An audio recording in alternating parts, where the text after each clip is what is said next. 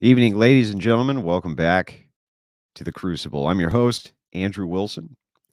Make sure that we're coming through okay. We had a little bit of a snafu with the broadcast earlier. I 100% blame the producer of the show for that. Never going to take the blame for anything. Uh, the rules, I think, when you're the boss are blame it on the underling. I'm a big fan of that rule. Big fan. Yeah, it's mystery. It's all mystery's fault. Has nothing to do with me. Nothing to do with me. How is everybody tonight? It's going to be a good show. Mystery, if you don't mind putting the Dono chat link up at the top of the broadcast, I'd appreciate it. Pin the Dono link. I'd appreciate that. So you can send in donations tonight via the Dono link at the top. You can also send them in via YouTube. If you have super chat questions, you're more than welcome to send them in. We will get to all of them this evening during the Q&A portion. It's going to be a scheduled full 3-hour debate. We expect to take on callers. We expect to take on super chats. We expect to take all of this on. So debate season is back on the Crucible, kicking it off with this one tonight. Many more that I'll be hosting in the future. Some pretty big names coming over here to tangle on the Crucible with myself and other people. Should be fairly interesting. Right now, I'm just doing what's called the ramp up or rev up. This is where I waste about 3 or 4 minutes of your time while the lazy ass audience gets their shit together and comes over here to the broadcast to watch the debate. I'm now giving you the trade secret. We are going to wait just a few minutes while all of the lazy ass audience comes over and figures out that we're streaming. That's what's happening right now. So I'm literally just wasting your time on purpose. Usually I have like things to waste your time with. I'll say things like, oh, wait, I'll do that now. I'll say things like, go over to the crucible.video and become a member. Why? Because I want your money really bad. And the reason I do is because I make some of the best content anywhere on YouTube. That's why I want your money bad. Also, make sure that you go to the Crucible Grift shop. The reason I want you all to go to the Grift shop is so that, well, I mean, again, so that I can make money, right? I mean, that's the whole point of all of it, right? So I can make, I'm kidding. At the Grift shop, I actually don't make any cash. All the merchandise that you buy over there, all of it. Essentially, we just recycle it so that I can buy merch to then give away during various Crucible streams, and I do that all the time, nonstop. So it's back to Full House tonight. It's usually a packed center here in the Crucible when we do a debate. I feel like the audience is now getting in, it's getting where it needs to be. So we'll get this debate moving. I'll be right back with the debaters, me, and I don't know, somebody else. You don't know who the fuck he is, but you don't care, right? It's going to be a lot of fun. It's going to be a lot of fun. You're going to have a good time. Anyway, I'll be right back.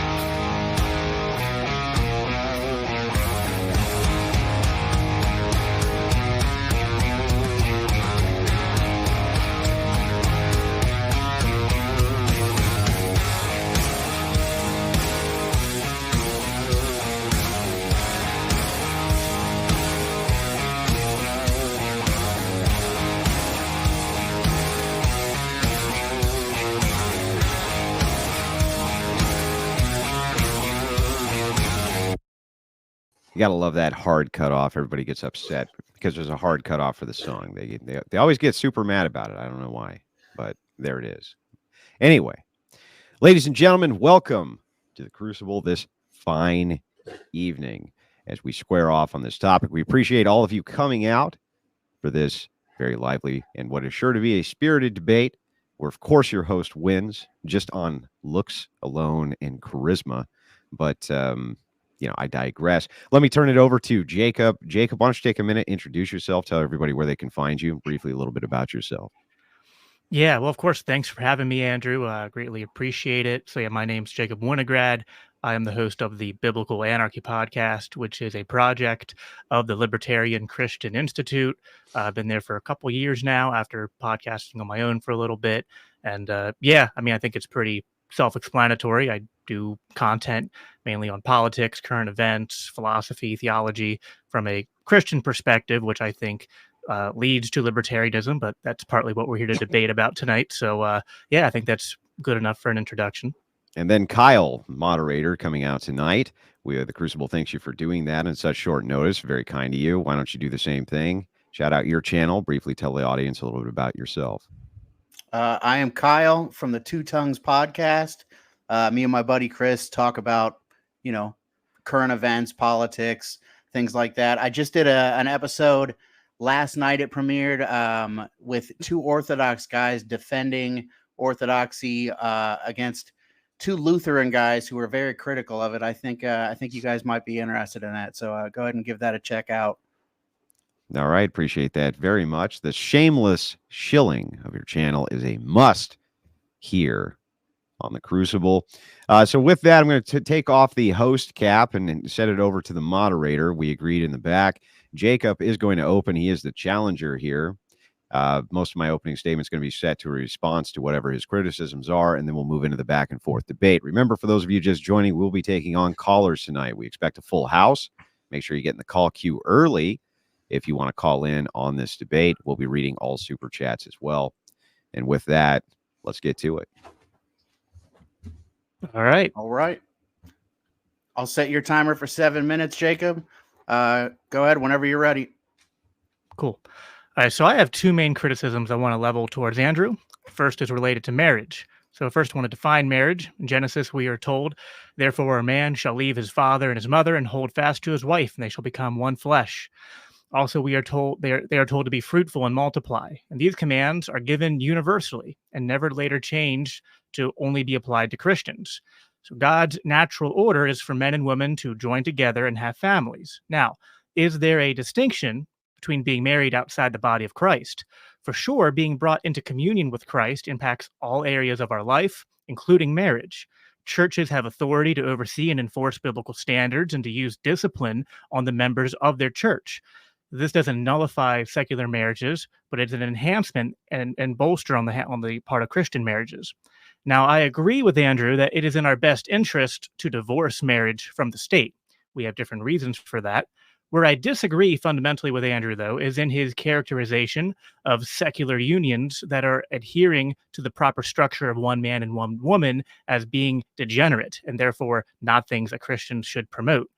Andrew used the term degeneracy light in his debate with Lauren Chen to describe her case that we as Christians should still encourage secular people to enter into monogamous heterosexual unions or marriages based on evaluating the different outcomes, even if Andrew is right that secular marriages aren't, quote, real marriages. I would hesitate to call this consequentialism, as Lauren did. Consequentialism is a theory of normative ethics that states that the moral value of an action should be judged based on its consequences. Well, we agree from the Christian worldview that that's wrong, and we instead dictate that what is moral is grounded in the essence of God and his revealed moral decrees given through the word and the church. An action is judged as good based on obedience to God using reason to apply what God has prescribed. So the question we have to ask as Christians is, what has God prescribed, instructed us to do regarding marriage and relationships between non-believers? The underlying question being, what is prescribed for non-Christians? As Andrew and I would agree on the prescription for Christians, and the ultimate prescription is for the unsaved to become saved and then submit to Christ and the teachings of Christ through the church. But then Is there nothing prescribed to those who have not yet been saved? Nothing prescribed to those who are on the path but not there yet? And nothing prescribed to Christians to facilitate the drawing of more into the kingdom and the rule of Christ on earth? No, I would say we are prescribed by Scripture and by the church fathers and traditions to offer solutions, use influence, and lead society in the ways of Christ, even when they have not yet been born again into God's kingdom.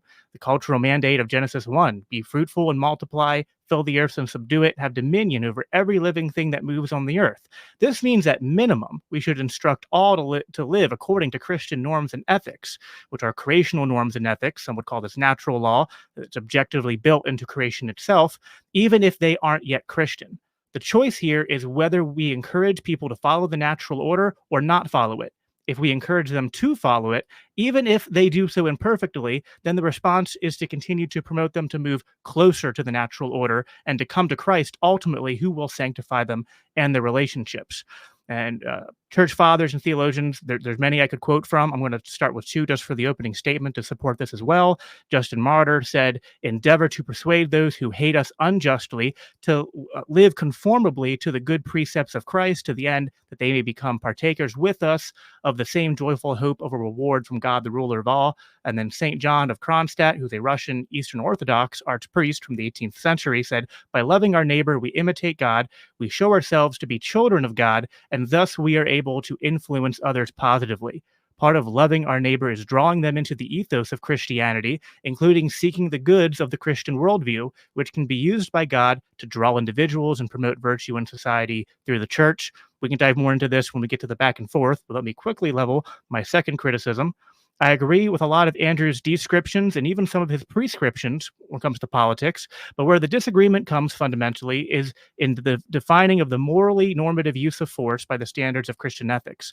Authority isn't inherently bad, and the Bible does prescribe different types of authority. All authority, including civil, comes from God, but that authority is given only to do what is specifically prescribed, and any deviation from that would be a misuse of the authority God has granted. The civil magistrate is prescribed to wield the sword against those who do evil in the civil context, meaning the enforcement of property rights and the obligation against initiating violence. This is understood because of the principle of lex talionis, or just retribution, established in Genesis 9, which was also clearly present as part of the Mosaic civil law, though it operates differently in the Mosaic covenant. The Mosaic covenant also included other laws and norms, ceremonial laws and such, and specific commands, which ended when that covenant ended, being fulfilled and superseded by the new covenant in Christ, the true offspring of Abraham.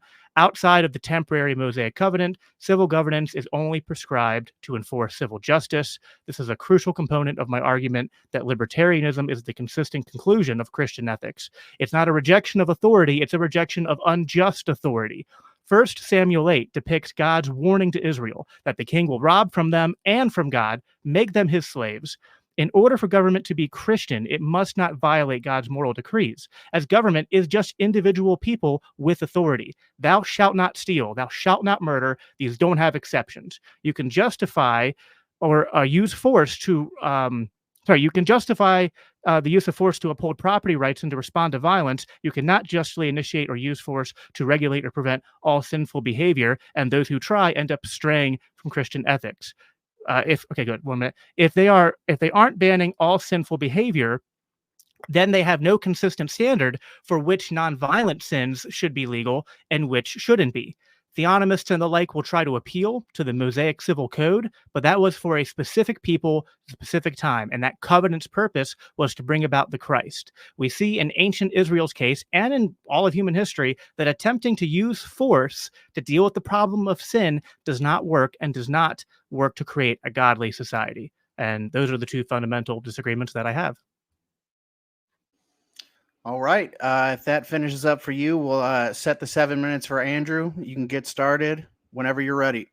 Sure. So I'm going to be a little bit more brief, as I think I can kind of get at most of these criticisms quickly. As again, my opening statement is going to be used to defend against the criticisms rather than my positions in general, as I did not know which ones he was going to attack. So we'll start with marriage. We're told the definition in Genesis. I agree. However, I would say that these have been even further clarified by church teachings. also by the New Testament. Nullification of secular marriage, promotion of such is degenerate. And I'm going to triple down on this, and let me explain why. First of all, degeneracy means without morals. He's already created another category. He says there's a category of marriage, that's Christian marriage, and there's another category which is not Christian marriage. Is that category less moral? He's going to have a struggle answering this question. They all have a struggle answering this question. Is this other category less moral? In order for us to say that we recognize this as being equal, he's going to have to say they're equal in morality. He's not going to be able to do that. So it's actually not possible for him to do. He's going to say this other category is not the fullness of marriage. He'll use every word he can possibly make, except to say that it's less moral. But it has to be. Otherwise, why would it be in another category? It makes no sense. But capitalizing on that, just so you understand, in the context of that debate, we're talking about secular marriage in the United States. And this is state marriage, which is a promotion of what I consider to be inversion. State marriage is an actual inversion of Christian marriage. And let me explain how. First of all, you take the head of the church out and you instead make the head the state. That's problem number one. Secondly, you give the wife egalitarianism and incentives to destroy the marriage from the state, who is the head, and promoting egalitarianism inside of marriage itself is an inversion of the man being the head, the representation of the head of the church, and the woman, the body, who the man is the head of. Because it's an inversion, the sign of the satanic, the sign of anything which is satanic is always what is inverted. That's how you can generally tell. Tons of church teachings on this as well for how you can spot inversion. I don't even think my opponent would disagree that this is true. For those who are prescribed marriage in a non-Christian union, I would say that this is an overarching bad. And so does my opponent. So I don't know what he's going to end up fighting me about. Natural law also, he references that. It's totally made up. It's a made up category. That's not a thing he can demonstrate. I'm happy to get into that with him as well. Secular marriage, moving on to the second criticism for the purpose of time constraints. He says politically defining the use of force in Christian ethics is bad. No, it's not bad. That's actually a silly argument. Doesn't make any sense. And here's how I can demonstrate how much of his actual position here with this libertarianism is nonsense. Because as he says that he can prescribe this law, and that there's going to be some civil enforcement of law, we're going to end up in something which is arbitrary. And here's an example. He says that we must utilize enforcement of property rights. That's what he claims is kind of the overarching worldview, at least from his perspective. The core of his perspective is property rights enforcement. But what gives somebody the right to own property? What actually gives somebody the right to own land? How do we know that they own the land? What gives them right to it? I would love to know the answer to that question, and we're going to dive into that as well. Of course, you can use force to regulate behavior. We've been doing it since the dawn of time. We're going to continue to do it. I really don't see how he's going to argue against that either. He says that attempting to use force to enforce morality or Christian ethics doesn't work. Of course, it works. We've seen that 100 times as well. So with that, I'm happy to yield the rest of my time and dive right into this debate. All right. With both of the opening statements done, we are going to go ahead and move into the back and forth. I'm going to set my timer for that. And you guys just go ahead and get after it whenever you're ready. So, Jacob, let me ask you a question. Let us assume for a moment that you crash on an island in the middle of the uncharted sea. And it's a large island, and it's you and your wife. Very large island, in fact. Let's say it's multiple miles across. But no country holds claim to this island. No country does. And you land there on this island with your wife, and you start to have children, and you begin to populate this island. Would you say that the island is then your property? I would hold to the idea that to justly own property means that you have to homestead it. And so to homestead property means that you have to have made some kind of visible change to the land, mixed your labor with it in some sense, although that's a clumsy analogy. I mean, there's also the idea that in a legal theory that it's whoever has whoever has the best claim to it. So I mean, if you're the Yeah, only what is it? person But what on does the that island, mean, Jacob? What does it mean? what does what You mean? say they can homestead it, therefore that makes it theirs. Why? Why does that instantly make it theirs? Because they can homestead it, or they have done some improvement to it. Why? Well, I mean, we know that property can be owned based on biblical principles. The Bible upholds property rights, even just from the commandment, do not steal. You can't have theft without property. So then we're Yeah, talking so I about need how to is define how we're going to be able to ascertain who owns the property. right. So it comes down. So people will recognize claims of other people's property generally, and then if there's a dispute over that property, then you do need something like civil magistrates or third-party arbitration Force. to, if it comes down to it, yeah. That's all force. Yeah, I mean, I And think so you all might you're be. doing is making the argument that property rights are force. The Yeah, I second mean, property is disputed, what happens, Jacob? I don't think that my position is that we can't use. I think my opening statement, I said we can use force to uphold property Well, no, rights. there's no can use, right? If there's any Well, dispute we're over morally property, we're morally obligated to use force to protect property rights. are we though? Because when you're inside of a dispute like this, right, it really does just come down to whoever has the most force owns the property, actually, right? Well, no, now you're getting down into descriptive versus prescriptive. Yes, it is true in a descriptive sense that might makes right to some degree in the world that we live in. But in terms of from the Christian worldview of what is prescribed in terms of God's moral decrees, we could say, well, yeah, if a big country invades a small one and takes all their land and stuff like that happens all the time. Right. So But that let's doesn't mean start that we. with this then, so that we don't go too far into the weeds. We'll just kind of narrow and hone down in on this. So starting with property rights itself, you say descriptively you agree with me that it is force, descriptively. But that Yeah, I does mean, not it's mean not that we always. ought to use force. It just means that descriptively it does come down to force, right? Yeah, I mean, going off biblical principles, we're told to try to live at peace with others as far as it depends on us. So we should, relegate as Christians force to being like the last option that we would use to protect our property. But yeah, there's ultimately many situations where to uphold that property right is going to require force. No, well, then let me ask you how you would resolve this matter as a Christian. A person has cross-generational family land, and they have water which goes through that land. That water which goes through the land is used as a trade hub on a later built town on the coast, which people depend upon.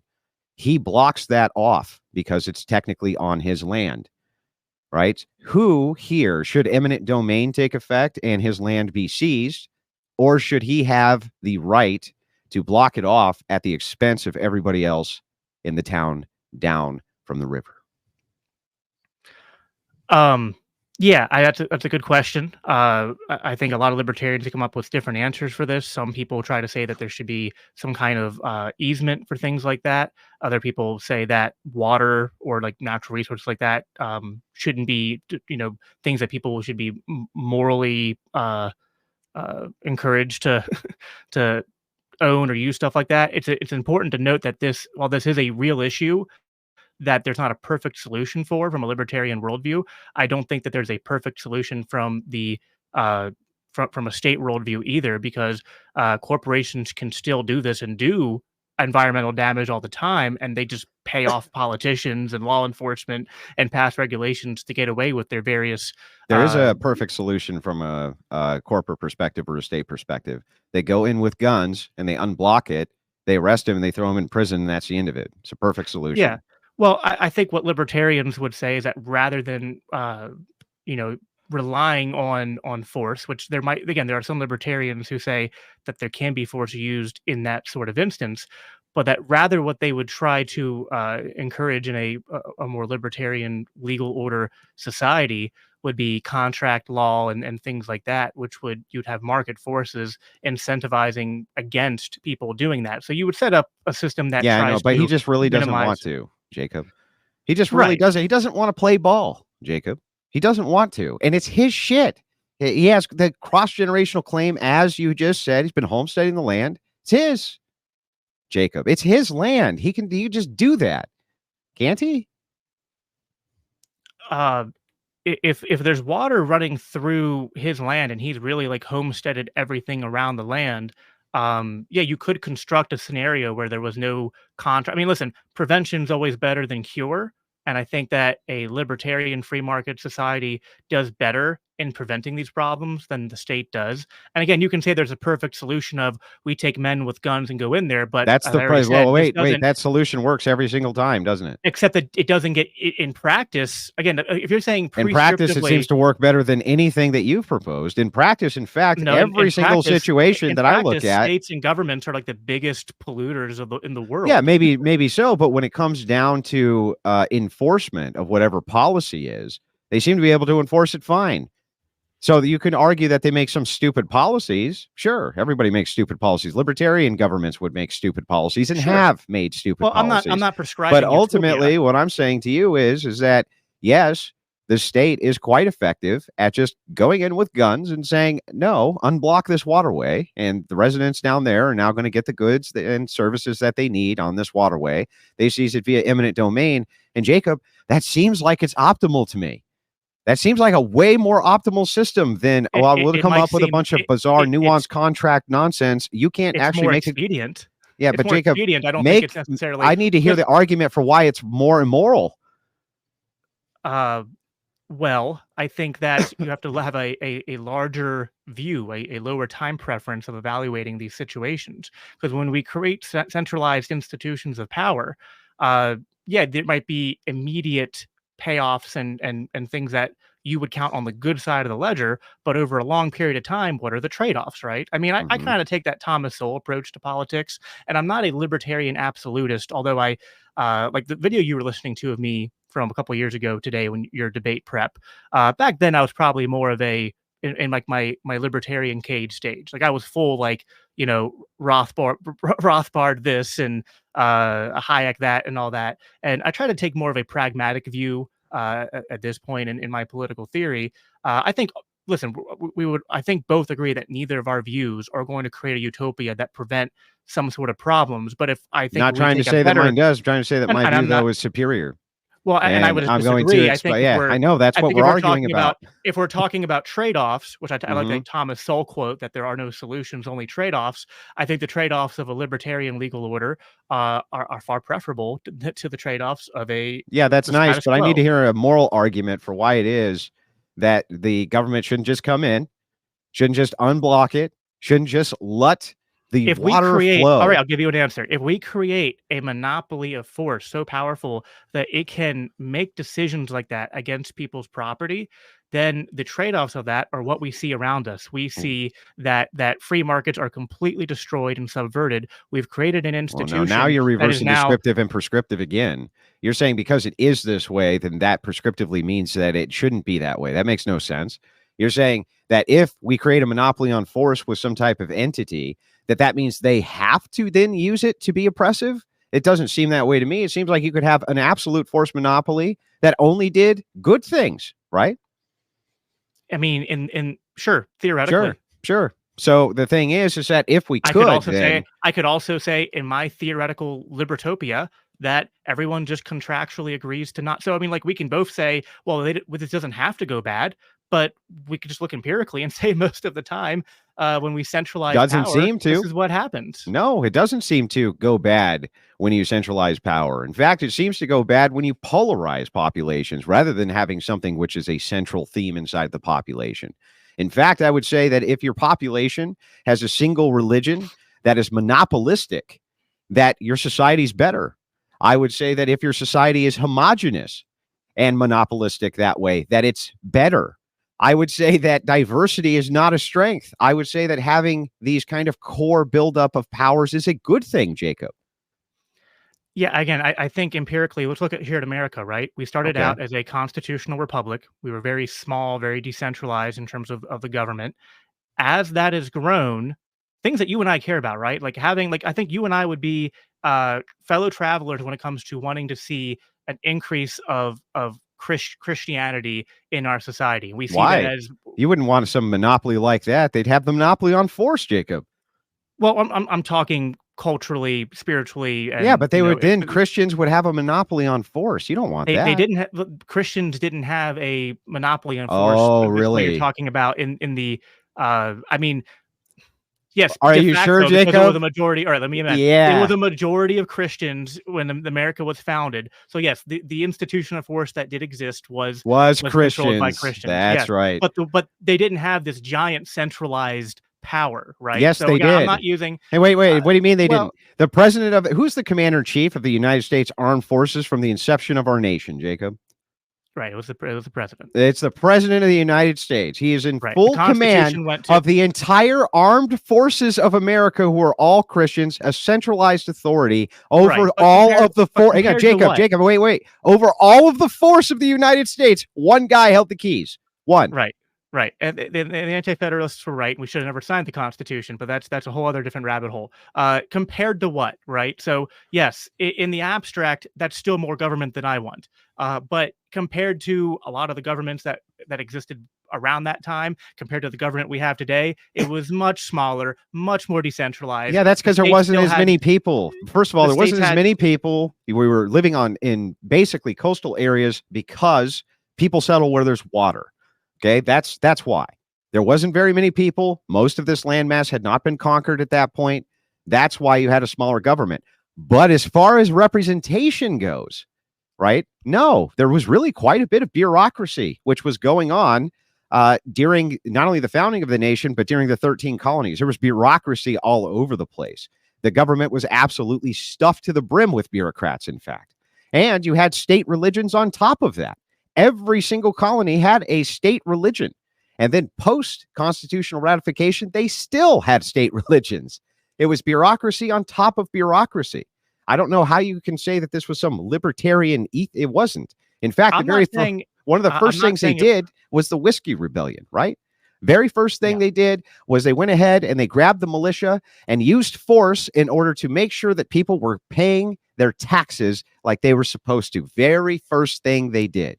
We've always had a monopoly on force in the United States. Arguably, it's always worked extremely well as long as you have moral people who are in the positions of power. Sure, if you have moral people, that helps, but how long does that last? And I would say that the American experiment, where it went wrong, was it centralized power too much. Now, a Christian majority was able to keep that power relatively in check for a time, but I would say, and this was part of what I got into in my response video to you, was that I think the problem is that when you centralize power too much, what inevitably happens is that the incentive structure of that centralized power is going to work against Christianity. It's actually going to subvert the church and Christian institutions, and I think that's exactly what has happened in our country, in our society. You mean Protestantism? Listen, I'm hang on. What would be the central authority? Self-loathing Protestant. Yeah, so what would be the authority, the self-governing authority of the United States when it came to Christianity, Jacob? So I don't understand the governing authority, the governing body for religion, Christianity inside of the United States. That's not Catholicism. That's not Orthodoxy, is it? No. Now, so it could be possible as well that you're drawing a correlate that doesn't even exist here. The correlate being that as we centralize power, that this is going to go against Christianity. My argument back to you is no, as long as you are not centralizing power with Protestants, who then fracture off into 40,000 different denominations. It's the fact that they are not centralized.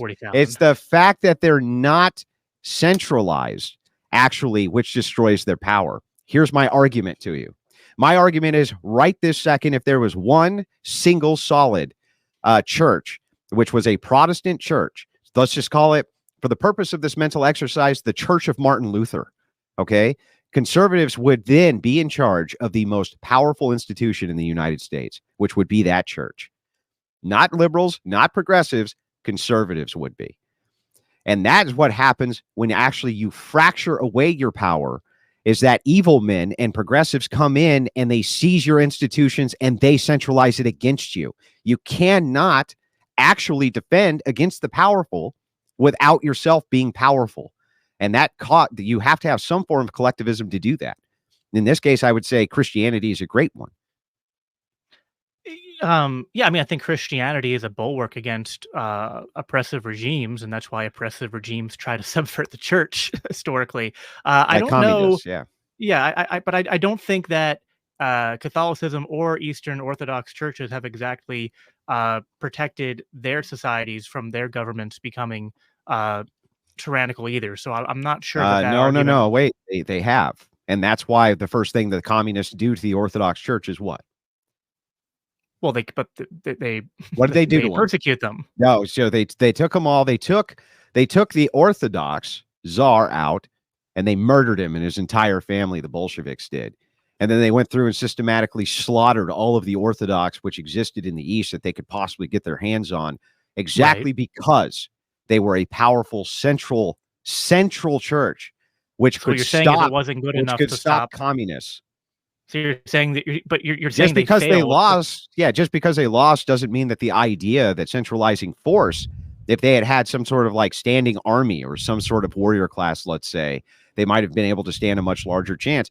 They only had a centralized power with the political class. That in and of itself is still a great bulwark. They at least had something. We don't have anything. We're just literally ripe for the plucking, bro. We're ripe for the plucking. You won't get much disagreement from me that Protestantism is largely a failure in terms of being a bulwark against these things. So I wouldn't have much pushback with you there, other than I just haven't managed to convince myself yet of Catholicism or Eastern Orthodoxy. So, but that's not the purpose of what we're here for today. I think that, yeah, I mean, these are all gradients, right? So, I mean, the American experiment might have lasted longer if it wasn't Protestantism, if it was maybe majority Catholicism or Eastern Orthodoxy. But I still think that the incentive structures of a monopoly of power like that, and again, I think this is biblically based. This is essentially the warning that God gave through Samuel to the Israelites when they asked for a king, because in the book of Judges, they still had government, but it was decentralized. And when they were like, hey, we want a king, we want a centralized authority to solve our problems for you, God wasn't like, finally, this is what I've been waiting for you guys to ask for. He was like, no, first of all, you're rejecting me as your king. And he's going to take from you. Actually, it's really crucial. He says he's going to take 10% from you. And that's really significant because 10% is what's owed to God. So he's like, he's going to be it's going to be idolatry. He's going to but I take mean, what so is what? There's rightfully mine. counterexamples to all of that, including judges. Why do we have judges? What were judges? Well, that was an example of governance. Yeah, that's what I mean. I What think, were they? yeah, Though? listen, there are Hang on. What were judges? What were they? Well, some of them were like military leaders, and some of them were. They were a centralized. They were a centralized authority. Andrew. Yeah, I'm saying they were a centralized authority. All of these. Hang on. Not only were they a centralized authority, but they were a fantastic centralized authority, and what they were able to do is bring actual justice. What happens is when you whittle away at the government with your stupid libertarian idealism, what you do is you actually destroy centralized power for conservatism. And I'm going to give you an example in real time of how that happens and occurs. You ever hear of the fairness doctrine? No, I don't think so. Okay, well, this is perhaps before your time. But in the 1990s, you may not know this, but the conservatives had taken over all of national radio, all of it, every bit of it. No, I know this. Yeah. Yeah, and the liberals came in and said, "Oh, wait, we want this to be fair, blah, blah, blah, blah, blah, blah, blah. We need more airtime. We need more. It's not fair that conservatives have a monopoly on media. None of that's fair." It was libertarians who whittled away at conservative resistances, saying, "No, we should have more of a battle of the ideas. We should have more of the other side's voices coming in here and speaking. We should have more of that." They were whittled away at the conservative power base. Libertarians are solely responsible for the erosion of conservatism inside of the United States because they claim that we're not allowed to have central power. And if we don't have it, the progressives will take it anyway. That's the flaw in your argument. Progressives will take it whether you want them to or not. Conservatives may listen to you, but they have no way to fight back if you don't let them have central power. They can't do it. It's a lot harder for them to take power if it's not there in the first place, if it's decentralized. Now, you can look at this at different levels, right? So like, yeah, judges, if you go to those specific tribes and areas, then there'd be centralization for a time or in a specific region for a specific dispute. And so I'm not like there are some wacky libertarians who say like, yeah, we shouldn't have any rules or any hierarchies, or even if you have like a local governance, that's oppressive. And I'm not going there. Like I said, my views have evolved over the last couple of years. And so I'm okay with decentralized government that at the local level can actually be pretty active. In fact, some libertarians Nope, still a bad idea. would question my libertarian credentials, because I think at the local level, not only can government be a little bit more hands-on, but I think that the churches should be a big part of that. Yeah. So aren't universities decentralized? I mean, some universities, a lot of them get No, get public funding. they're decentralized. I don't know. I don't know if that's a because I mean, a lot of them are connected, right? Yeah, Like well, they're explain how they're centralized, how they're a central position of power other than the soft power that they wield. That's their power, right? But they're not a centralized form of. So, in other words, can universities send armed men over to enforce their will? well, no, but they're almost No. like they're just an arm of the bureaucratic leftist Well, then progressive so state is at this point. everything. That's the thing, though, is that this is a problem when you say decentralized power. Try to understand how illogical it is from my perspective, what you're saying. Here's what you're saying. Andrew, inside of society, there are hundreds of millions of people whose ideology is that the state must seize control of everything possible and destroy all religion in order to free mankind from itself and give them a stateless society where we all live for each other. Hundreds of millions of people believe this ideology. In order to combat that, the best thing we can do is make sure that we have less power. That's actually what you're saying to me. And how would that combat these people?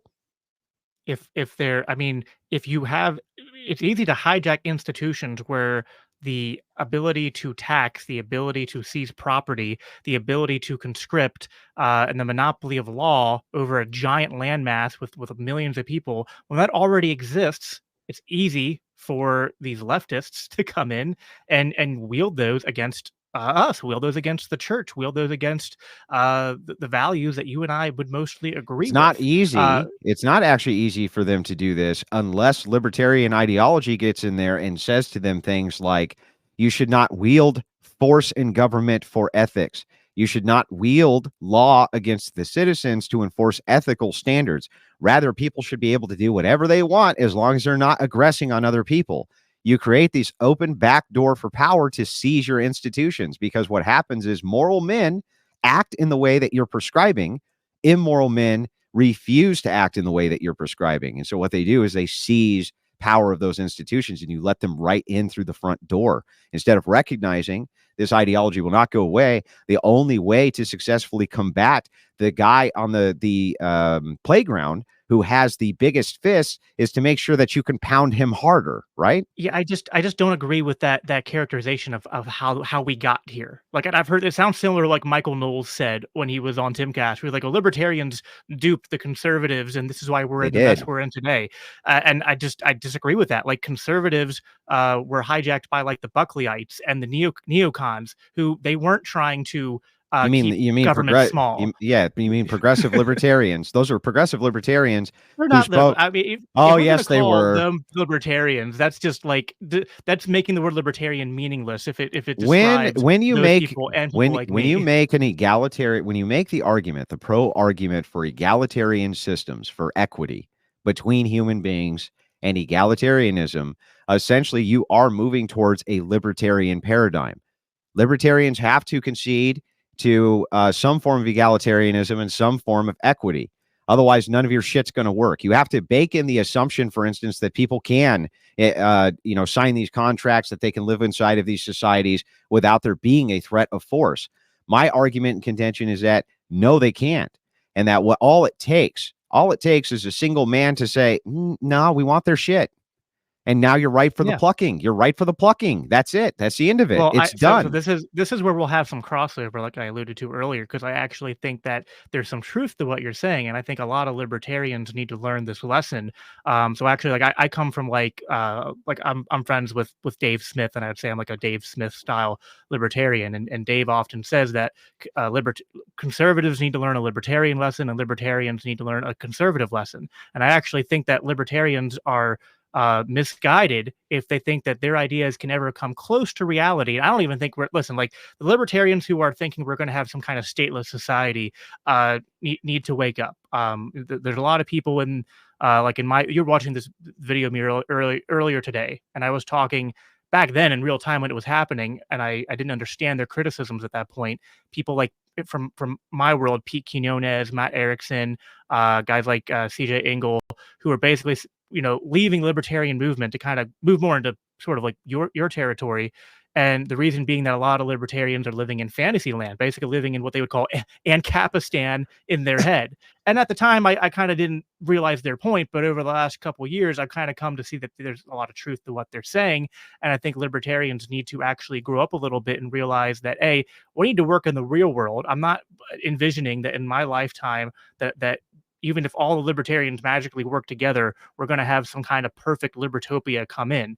But I do think that the answer is still not ultimately down the path of centralizing power. And I would say that the only way that we're going to ultimately You don't want a centralized power for religion? I want a centralized power in terms of a cultural force. How many churches? Hang on. How many church? Is there only one church? I mean, there's the body of Christ. Yeah, that's one, right? How many is that? I mean, there's the visible church, and then there's the the body of Christ, though. Church. How many bodies of Christ are there? Ultimately, one. Oh, so it's a monolith. Right. Well, the kingdom of heaven is a monolith. Right. So it's a monolith. It sounds like it's very centralized, doesn't it? Sounds like it's very much this. We all need to be one thing, right? With that power. Well, I don't understand. Who's the church? Well, the church is still men, though, right? Oh, okay. So who is it? It's men, and how many are there supposed to be? How many churches are there supposed to be? One. And what's it comprised of? Men. Right. Very strange. Very strange. This God character that you're pointing out, who doesn't like this whole monopoly on things, gives us a single church for all men to join. All men to join this one thing, which creates a monopoly. In fact, I could never give you a better definition of a monopoly than everybody does this one thing. What possibly could be a better example of a monopoly than that? I mean, I'm a Christian. I'm not sure. I don't disagree with you. The path is narrow, right? Like, and even many who think they know God, Jesus will say, "Depart from me, I never knew you." So, if all people joined this one church, would that create this massive power monopoly?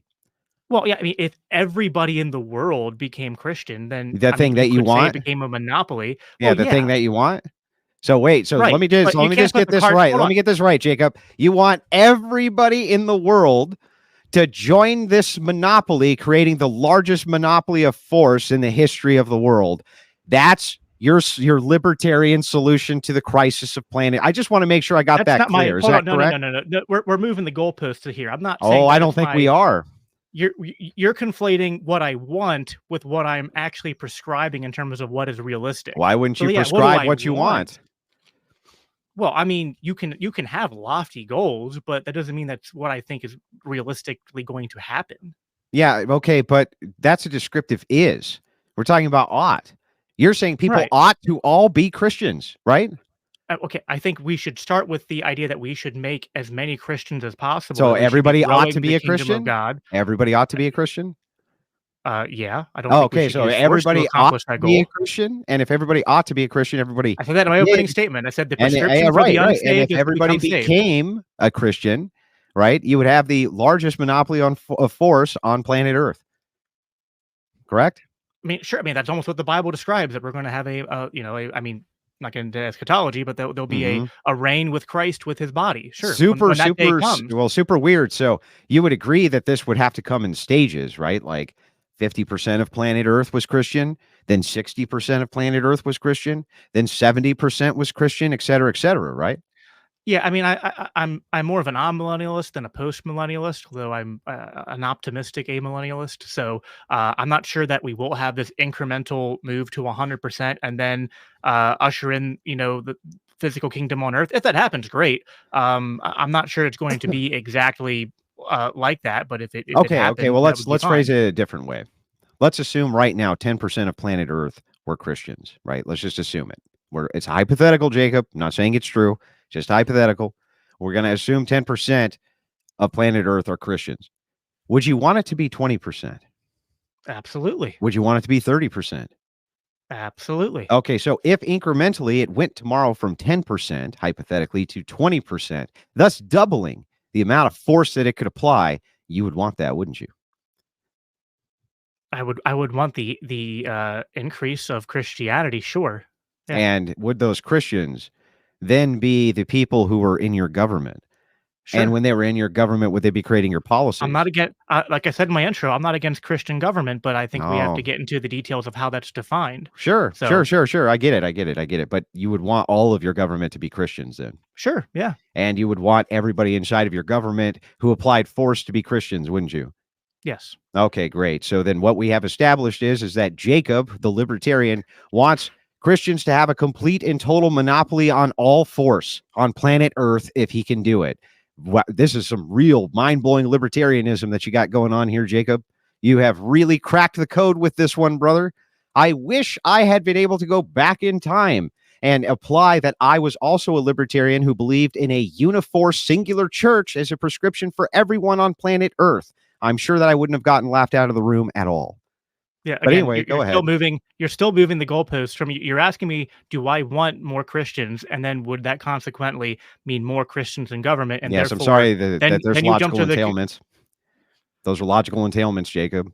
So, That's so, correct. Andrew, so are you saying you don't want more Christians, and therefore to create more Christians in government? No. Okay, then what is your prescription? Well, I mean, my prescription, what I've always said is that maybe I misunderstood your question. Say your question again. So, I mean, because honestly, I mean, I've heard you describe yourself as a Christian nationalist, but I know that's not like one thing. People believe different things. But Yeah, how I think I most caught. I Christian think what I thought you said was, would you recommend that less people became or more people became Christian? I said yes, but maybe that's not what you asked. So what did you actually ask? I asked, you would want more people to become Christian and therefore more people in your government to be Christian. Yeah. Right. And I want all those force applicators to be governed by Christians.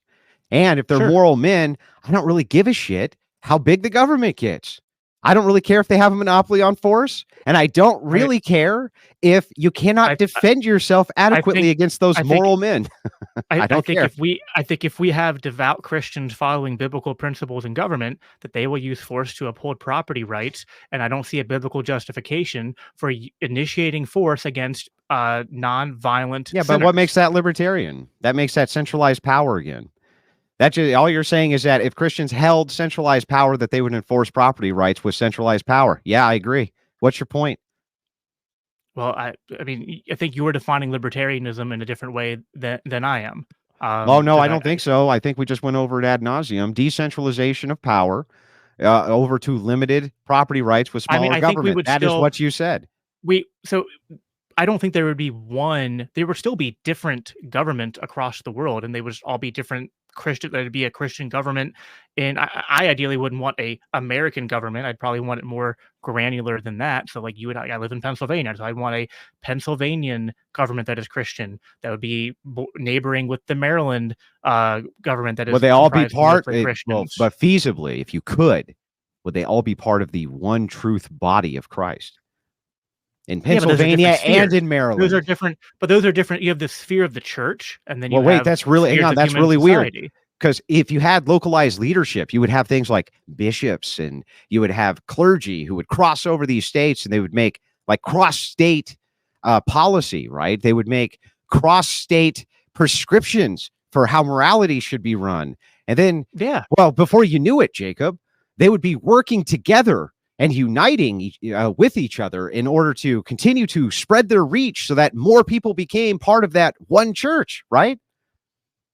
We should be growing the church, absolutely. Right. So what happens is all you're doing is saying this. Here's your entire position. Andrew, I want a centralized authority of moral Christian men who then go on to take over the entirety of the United States and rule it as moral people. That's your actual position.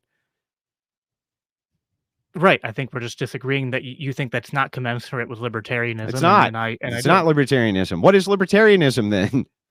Is it big monopoly government unified under a single religion? Is that libertarianism? Well, no, I've already Jacob? said I would.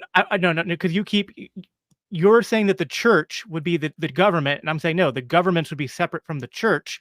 The church would interact with the government. Nope, not possible. You cannot, if you're part of a single unified body of. Go ahead, man. So yes, the body of Christ as the church, yes, would be like in a spiritual sense as the body of Christ governing that nation, so to speak, if it was the majority. And Christian where does nation. culture come from? Culture comes from people. Comes from theology. Culture's downwind of theology, right. And government's downwind of culture. So you're saying that the entire culture and the entire monopoly of force, the entire foundational root for your ideology is a singular unified religion among men who have a monopoly. But there would still be different institutions. There would still be. Why? No, what? How could you have a different institution and be part of one body? They would be part of one body in a Christian sense, in a biblical sense of being one body of Christ. Yeah. But then, in terms of what happens in human society, you would have, you'd still have different spheres of and institutions of human government and courts and things like that, and they wouldn't be part of just one universal church across the entire nation. I think that they would. I think that everything which informed all of those judges and everybody else's morality would be that one unified church. And they would risk a penalty of excommunication should they govern in such a way that that one unified church didn't like, right? Almost like checks and balances in a way. Yeah, I find it unlikely that it would be one church. I mean, like you could say no. I'm saying let's just assume for a second that it's almost logically impossible. Not quite, but almost. Like it's never going to happen as a descriptive is. That is what you want to happen, though. It would be great if all of the theological divides between Christians were solved. We became one unified body. Sure. Right. So, I mean, if this is the ultimate ought, like I said, then why aren't we moving towards that? I don't get that. Why shouldn't you move towards that? Then? Move towards that. Well, then great. Then you're a Christian nationalist. You're coming over to my side, right? We should be moving towards a singular church, and the body and authority of all people in the United States should be governed by the ethics of that church, and they should have a complete and total monopoly of force. I love this, Jacob. We have completely solved this problem. You're no longer a libertarian. You're coming over to the dark side, right?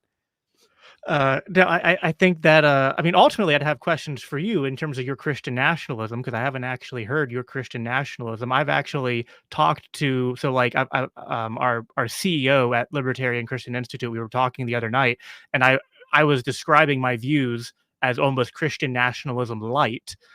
In a way. So again, I do think we have some crossover, and I think there's some libertarians in the chat who actually, who are like, oh, you're not a real libertarian. Well, I don't care. I'm still incorporating a lot of libertarian political philosophy into what I'm prescribing and what I'm moving towards. But I'm a Christian first. I'm not a ideologically possessed libertarian. I guess ultimately what it comes down to we've almost got the rest of that nonsense beaten out of your skull, so you can just come the rest of the way over to moving towards the ought that you want to see. This is the ought that you want to see. Why aren't we moving towards the ought that you want to see, bro?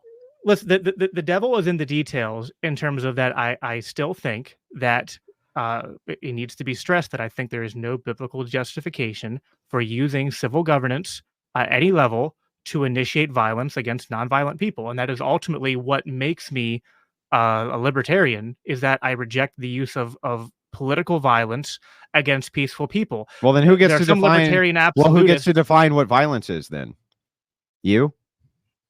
I would say by Christian norms should be the ideal. Okay, wait. And hang on. Wait, what? Wait, what? So wait a second. You want the defining ideals for what constitutes violence to be done by who? Christians. Would that require some sort of centralization and force again, Jacob? Listen, I think even with, I shouldn't say this because Protestantism is a mess. Between like the good Protestant branches and Catholicism and Eastern Orthodoxy, there's really not any disagreement over major moral issues. So, I mean, I think we can create a sort of, this is sort of what like Doug Wilson talks about, who I have disagreements with, but he talks about like a mere Christendom, and he describes himself almost as a theocratic libertarian in a sense, because he's trying to create a just sort of like a Christian consensus, right? So, Not one Jacob, what church, are you but a going to do Christian with all of consensus. those non-violent atheists who just have a different definition of what violence is? No, I don't have a problem if someone commits violence, like steals Mhm. property, and they say, "Well, in my view, it's not violent." I don't care. We'll use force to stop them. Oh, okay. So got it. So essentially what you're saying is this, is that you are going to be the ultimate arbiter of what constitutes violence. A good example of this, for instance, is going to be abortion. Do you think that atheists and progressives think that it's violence to abort a child? A lot of them, well, I mean, some of them Most. pretend that it's violence, and then they still end up saying, "But it should be legal anyway." So practically, most of them don't think it's violence. Yeah, for most all of them intents don't and think it's purposes. violence, right? So if you, the person who tells them, Jacob, well, listen, anytime people perpetuate violence from a civil authority on those who are non-violent, they're wrong. That atheist progressive is going to be like, yeah, sure, that sounds great. By the way, here, suck this out of me real quick, Doc. And that's not violence, Jacob. How are you going to convince them that it is violence, Jacob? Are you going to, and even if they don't think it's violence, they don't think that it is, are you going to use violence anyway? Yeah. Yeah. So the thing is that really That's libertarianism is fundamentally against the initiation of aggression. The unborn are still people. Well, that's nice. So you and get to determine what that means, though. And you haven't someone's told me why going to we should determine yield. it. Why should we yield Someone's to going that? Someone's going to determine right Yeah, now. but why should they yield to that, Jacob? Why should they yield to your definition of violence? Why? Well, so this is where your prescriptions and descriptions are right, and I agree with you that in a sense, in a society, might does make right. To That's some degree, right. and this is why we do need to create a Christian majority and Right. consensus. That's right. So here's the difference between us. I say this. I say, oh, yeah, you don't think that that's violence? That's great. I'm going to institute the civil authority against you anyway. Fuck off. Right. On abortion, I Fuck would off. mostly agree Right? with you. Yeah, but you know, no, I'm saying to you to prescriptively, not even descriptively, that prescriptively it's okay to use civil authority against nonviolent people because these people who are, quote, nonviolent would only be able to follow whatever your definition of nonviolence is. If they followed their own, you would still consider it an act of violence. You have not given an argument for why they should yield to yours. Why should they yield to what you consider violence to be instead of what they consider it to be? Like, for instance, they could do human sacrifice, right, Jacob? And say, this isn't violence. Our God hath ordained that I take this guy up here, cut his fucking heart out, and sacrifice it to Ra. That's not violence. Boss, he said he wanted to. There's nothing violent going on here. You wouldn't take the civil authority anyway and put him to the sword, Jacob? I would have no problem using civil authorities to stop human sacrifice. So what is your argument to him for why it is violence? Why should he yield to you? So right now we're not too far off where I wouldn't have an argument or even a monopoly of force to stop him. But I'm hoping we can turn the tide on that. And yeah, so this is again, I'll repeat, I agree with the framework you often use because I've listened to you a lot. That yes, and this is really just a restating of the idea that politics is downstream from culture. And there's some interplay because politics can influence culture as well. But ultimately, yeah, like if we have an immoral people who redefine things like the killing of the unborn or human sacrifice or other things that are aggression, and they say these aren't aggression, that is wrong. And if we could get the government to use force to stop them, that would be great, but we don't have the majority right now to easily do that, and so we need to focus on doing that. But Jacob, I just want to let you know, and I didn't cut you off while you went through the entirety of that. You didn't actually answer my question. Why should 40% or 30% of the population, which is atheist right now, okay, let's assume it's somewhere in there. I don't think it's that high, but let's assume that it is 30%. Why should they yield to your definition of violence instead of their own? Why? Why ought they? Why ought they? Mm-hmm. They're wrong by Christian standards. So right now I would say. So wait. So hang on. You realize not an argument to say because they're wrong. Why you have to tell me why they should? Why ought they? Well, so listen. you try to use words and persuasion and reason, but if Mhm. people are beyond reason, Yeah. then you do have to resort to force. Yeah. So essentially this, right? Do what I fucking say or else. Libertarianism with Jacob Winograd, ladies and gentlemen. Do what I say by my moral standards Don't or listen. else. Don't hurt people and don't take their stuff is like libertarianism 101. And yes, you can use force to tell people Yeah, you will but the not hurt people problem and the take their problem is you're stuff. acting within this nebulous gray area of what is or is not violence. And you're saying that they ought to uphold your standard for what violence is because you just really fucking Listen, want them to, Jacob. Jacob, hang on. the- Because you just really want them to. So tell me why they actually should, other than because otherwise Jacob's going to go over there with an army that has a bunch of fucking boom boom sticks and make you. Listen, I come from the libertarian tradition of Rothbard and the Mises Institute guys, and those libertarians like Hans Hermann Hoppe, they've always understood the importance of culture and the idea that libertarianism does not work without a moral people and really without a Christian people. And so, yeah, I am willing to impose the Christian worldview through governance. I just happen to think that the Christian worldview is commensurate with libertarian principles. Yeah, We should not because initiate that once we yeah, sure, because have Christian once we principles have are like do what I want or else, right? well, yes, there is an aspect to human society that you describe well that you do have to like. There are people who aren't going to agree. Now, listen. I'll make a caveat here. What I am not going to justify creating is like some kind of like Christian imperialism where it's like we need to go halfway across the world and tame these savages or something like that. I'm not going to create Christian nationalism light, my version of Christian libertarianism or whatever you want to call it, wouldn't justify that. I don't think we should. I still think that the emphasis should be on making these things as decentralized as possible, as local as possible, as ground up as possible. But yeah, like at some point at whatever, whether it's at the state or the locality, there will still be because Centralized authority. There's still going to be at some level a centralized authority. Yeah, there's going to be a centralized authority, and if they don't adhere to your standards of Christian ethics, they're conducting violence, and you're going to go over there, and you're going to go over there with boom boom sticks and make them fucking comply. Yeah, there does, Jacob. There has to be law. It has to be enforced. Yeah, but Jacob, but I agree. Jacob, I agree with all of that. That there has to be law, has to be enforced, has to be a central authority to enforce that law. There has to be judges, has to be cops, has to be law enforcement, has to be military, there has to be all this stuff in order to do all of that. But you still, I just want to let you know, this is the third time I'm going to ask this because you actually have not answered the question in all 3 times I've asked it. Within the nuance of what Jacob considers violence to be, why ought atheists, if you told an atheist you ought to do what my version of violence is, which includes like a Plan B pill, let's say. You can't take a Plan B pill. That's violence, right? Isn't that violence? I don't remember the exact science of the Plan B pill. Okay, the abortion pill. The abortion pill. Right. If it's an actual abortion pill. Now, I also will make a distinction between what is morally permissible and what is prudent, because I would also have a problem with things that would resemble the war on drugs. And there's some things that might be morally permissible to say, hey, the law could do this, but it doesn't mean that it's practical. It doesn't mean that you can actually implement it without some greater violation of rights. So there's a little bit of nuance there. But in terms of the heart of your question, and I want to make sure I answer it this time. You're asking why they listen to me if they disagree with me. Nope, that's not my question, and I'm going to be hyper specific here. Okay. Jacob says, my moral grounding ethics for what violence is needs to be adhered to by you, the atheist. And my reason for that is...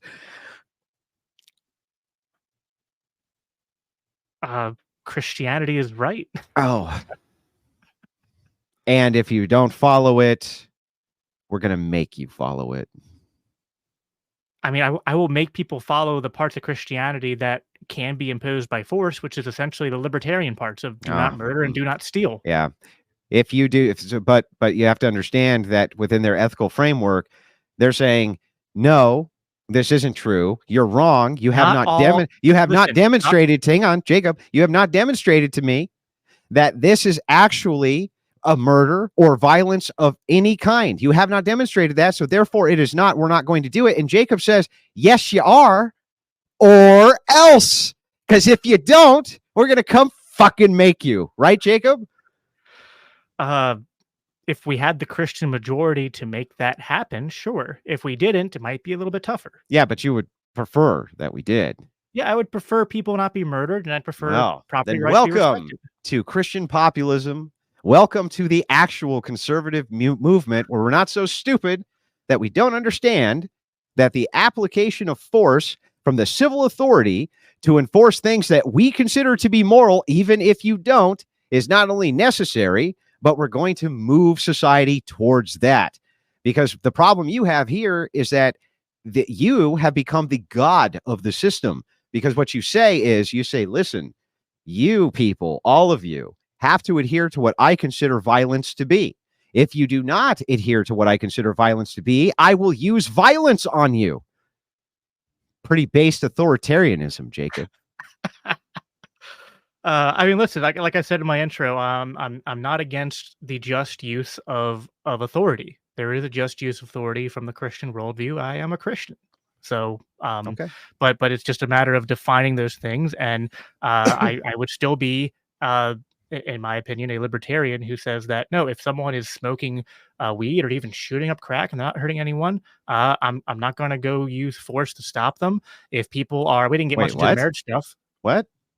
If someone's shooting up crack and they're not hurting Yeah, well, anyone, okay, I'm not well, gonna use okay. Now I force to get it. stop Yeah, them. yeah. So let's make sure going into marriage then. So gay marriage, good. They can do that. It's fine. You don't have a problem with it. I'm not gonna use force to stop gay people from getting together, although Why not? I agree with your prescription that we should divorce the institution of marriage from the state, because all that's led from that is that the state is subverted and destroyed. I'm sorry. American society. Why ought I allow gays to get married? Why ought I? There's no violation of property rights. There's no act of aggression against another person. They Yeah, are but by my definition, there is. well that And I that's think what matters, is my definition, right, Jacob? My definition of what these things are is what matters.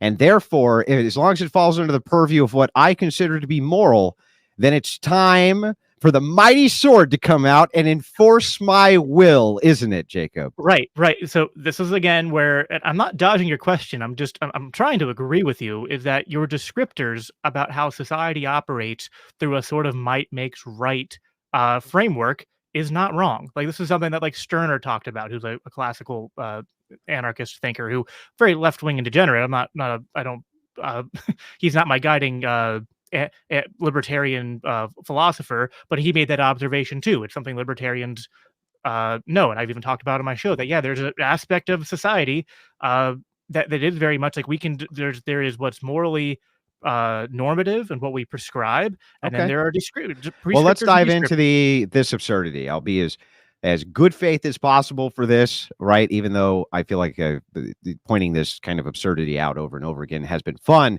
I would like to dive into this a little bit more. Let's assume for a second, I assume that you think that a person marrying an animal is not okay because that would be a transgression of the non-aggression principle, correct? Because the animal can't consent and all that stuff. I don't know. You don't know? I will admit that that's not one I've really thought about. I don't know if animals really You have don't know? rights. So Oh yeah, they don't know if that don't. would They be. don't. So they're your So, property. I Why mean, can't you really, marry? I Why? So actually why kind can't of you agree marry with you one, that bro? rights are fictitious anyway. But Yeah. So why can't they marry a goat, bro? I don't know that I would want to wield civil authority to stop them. From marrying a goat? I mean, it's You're degenerate. Now, not what sure that you would let the civil I would authority go in and prevent people from marrying their barnyard animals, Jacob? I mean, that's not the hill I would die on. So if my state and community passed laws preventing that, I'm Mhm. not going to be acting to repeal them. Can they go marry a dead body, Jacob? No, I'd Why say not? well, the dead body is still a human body, and even though the So soul is left, it's still not. it's That's still nothing. It's just a husk, right? Like if you were gonna die for certain, you were with your child and you were like up in a snowbank, like in Alive, the movie Alive, and you were gonna starve and your kid was gonna starve if you didn't eat one of the pilots. I mean, it's bon appetit time, right? It is bon appetit. You are grabbing a fork and a knife and you're getting the grill going, and man, that kid is gonna make it through that winter in the Alps, isn't he? Yeah, I don't know. I mean, uh I would probably draw the line at desecrating human bodies. I don't think that You wouldn't without eat a written dead body consent. if it meant feeding your kid. You wouldn't do it. I'd do it. Well, I'd eat that fucker's face. Yeah, you know what I mean? If yeah, that I was mean, the only way I was getting out, right? Like I would go home and I'd tell my wife, I'd be like, "Look, baby, you know how much I love you. You know how much I love you. When I was up on that mountaintop, I was getting home and I ate a dude's fucking face. I ate his face to get back to you, baby." Right? Like, I right. mean, I would. Yeah. I would eat their face, right? If that's what it took to get off the mountain, I would do that, right? But you know why? I would never do that to somebody who was alive, though, because a dead Right. body has no more moral value, really. The only thing about desecration, which comes, that's a punishment, a crime against yourself, right? It's a crime Well, I think against you. I guess it's context specific. Like if you find a dead body out in the wilderness versus like you go into a hospital and go into the morgue and pull out a dead body. Like I think those are two different things by uh even by property rights and contract law. Yeah, So no, I get it. So, but let's assume for a second, then, under this scenario, that a dude who happened to be a homosexual wrote out in his will that he wanted some other guy to marry his dead body and then have sex with it if he wanted to. uh I mean, yeah, that's pretty degenerate. I'd Yeah, like to think that doesn't happen, but but if it did, but if it did, I mean, so again, is that a law that I would die on the hill of you preventing? wouldn't. Yeah, No. no way. I mean, there's no way that Jacob's gonna send the civil authority over to tell the next Manson family member that he can't have sex with of his former partner's corpse and marry it. I mean, that would be crazy. Yeah, I think so can you draw the so like let's say for sake of argument, I grant that like yeah, we should have a law against that and the other examples you've given. So why does that extend to gay marriage then too? Because the only argument that you can make for why a person shouldn't marry a goat, and if you believe that a goat is simply property, and you must, because obviously you will eat a goat's face and you will have no moral qualms about doing so. You'll eat it for breakfast, won't you? You'll wake up in the morning. If somebody served a delicious goat face on a table, you're going to gobble that shit down so fast and down a glass of ice cold orange juice with it. So the thing is, since we give them no moral consideration under this worldview, you would have to concede the only reason you would stop them from marrying a goat and having sex with it, even though you would allow them to eat it, is because it's a crime against themselves. And since it's a crime against themselves, you have a moral duty to prevent that crime against themselves. You would have to make the same exact argument that homosexuality is a crime against yourself. Yeah, I would probably so what I would probably do for all the situations except for the gay marriage would be definitely in favor of at least some form of ostracism to say like if you I mean listen, I'm not going to go like I don't want to create a surveillance state where we're spying on people's homes to see if they're screwing goats I mean, we or don't have it doing now. We weird don't stuff. have a surveillance state for that now, but it's certainly a crime to screw a goat and you go to jail. The evil civil authority that you're against currently will throw you in jail for fucking a goat, Jacob. Should they not Yeah, do I mean that? Are they but out of line there, Jacob? Are they out of line? Do we need to stop these tyrants, Jacob? I'm gonna err on the side of saying that no, we don't need to stop them there. Although some libertarians might say that I'm deviating from libertarianism there. But again, I'm not ideologically possessed by libertarianism. If I lose my libertarian credentials because I'm not dying on the hill of banning people screwing animals, then and again and at the same time, I would hope like the prescription I have is like we need to be ultimately working to make a society more virtuous, more Christian, and like, if we're at the point where it's like, man, we need to stop people from screwing goats, then we have a lot of work to do as a church. And I think that that the cultural decay, if we're at that point, is a you know that's Well, I worrisome. hate to be the bearer of bad And I news, don't know Jacob, that but right law. this second, there are people who fuck goats Yeah, well, and here in we're the at a United point of States, cultural. and when they go to we're- jail, I think they belong there, Jacob. I think they Well, should go to jail for that. there's probably a good argument to be made that people who have hit that level of like mental derangement might not be of sound mind. It might be a danger Why? to other people. 'Cause that's Wait, that's wait, wait. I don't understand. I don't understand. Hang on. If an animal has absolutely no value, right? It's not its only value is going in your tum-tum, right? You can literally eat it. You have no problem with that. If a guy like here, let's answer it this way. Let's assume a guy breeds dogs. Okay? He's breeding dogs. He doesn't want any impurities. This dog has a beautiful batch of puppies, little puppy dogs, and they got the big doe eyes, and they haven't even opened their eyes quite yet. You know, they're sniffing around looking for mama's teat. And he goes, "Oh shit, there's a defect in all of these. One of their big toes, it's just a little too long. That's going to create an impurity in the breed." So he grabs all the little puppies and he fucking drowns them right in his front yard. He just drowns them. By the way, that happens in real time all the time for service dogs, things like that. You don't have any problem with that, right? It's not an issue. Yeah, I mean, I don't know. I don't have the animal question's a tricky one, and I'll have to be somewhat agnostic on where I stand on that. That's not one I've given a whole lot of thought to, so I wouldn't give a definitive answer. But I mean, right yeah, now they do that, and it's because the animal is your property. Unless you give Yeah. it some type of value yeah, it's a matter, other than your of trade-offs, property, right? you would have to explain to me why you couldn't marry your property. You'd have to explain that to me. What the actual problem with that would be under your civil authority, except that you're doing something bad to you. Yeah, I mean, I guess this comes down to there's going to be like there is no neutrality in culture.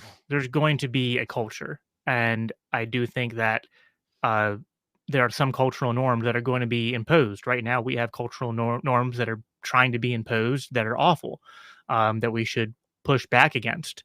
And so the libertarians that I referenced before, guys like Hans Hermann Hoppe, have talked about ways within a libertarian legal order to prevent this kind of degeneracy from being allowed in within your community. Now, does that mean that you then need to then go, like, if they become the outcasts of society, they're living in some like cave in a mountain or something, like, should we go hunt them down and kill them? Like, I wouldn't be an advocate Or should for we let that. them utilize our institutions to get married? Um, If they're yeah, like outcasts, I don't get it, Jacob. Are they if they're outcasts living in a cave somewhere, being ostracized from society, well, why no, are but we that's letting them I use our still think institutions I in still order to think get married again? hold up, it's interesting to talk about animals and dead bodies, but I still don't see how that becomes consistent Because to the human I'm going to beings explain. I'll who do explain have it. rights. Well, I just again the difference I see is that human beings, like where I think it's a little bit ambiguous with the case of the animal and the dead body. With the case of gay marriage, I don't see the same ambiguity. Those are living Well, I'm beings going to explain it to you and so not that there is animals. no ambiguity. All right, You well, can I'll only hear out. view an animal one of two ways. Either it has no moral value or it has moral value. And if it does have moral value, you have to assign some kind of moral value to it. I Well, don't an know animal what. could have Hang moral on. Let me value. finish so that you understand the position. All right. So if it's either going to have moral value or it's not. How much moral value? That's debatable, but it either is or it isn't. By the law of logic, the law of excluded middle, it either is or it is not, and that's it, right? It can't be both. So it either has moral value or it does not. Under your libertarian framework, it does not. So if that is the case and it's just property, that's it. Then the only way you could actually prosecute a person for fucking his own property would be if you said, this is bad for you. It's a crime against yourself. If this Right. is So the case, I would use the same argument about prostitution and homosexuality as a crime against yourself, just like fucking the goat. So either the goat has moral value and is not property, or it does not have moral value and it is property. You tell me which.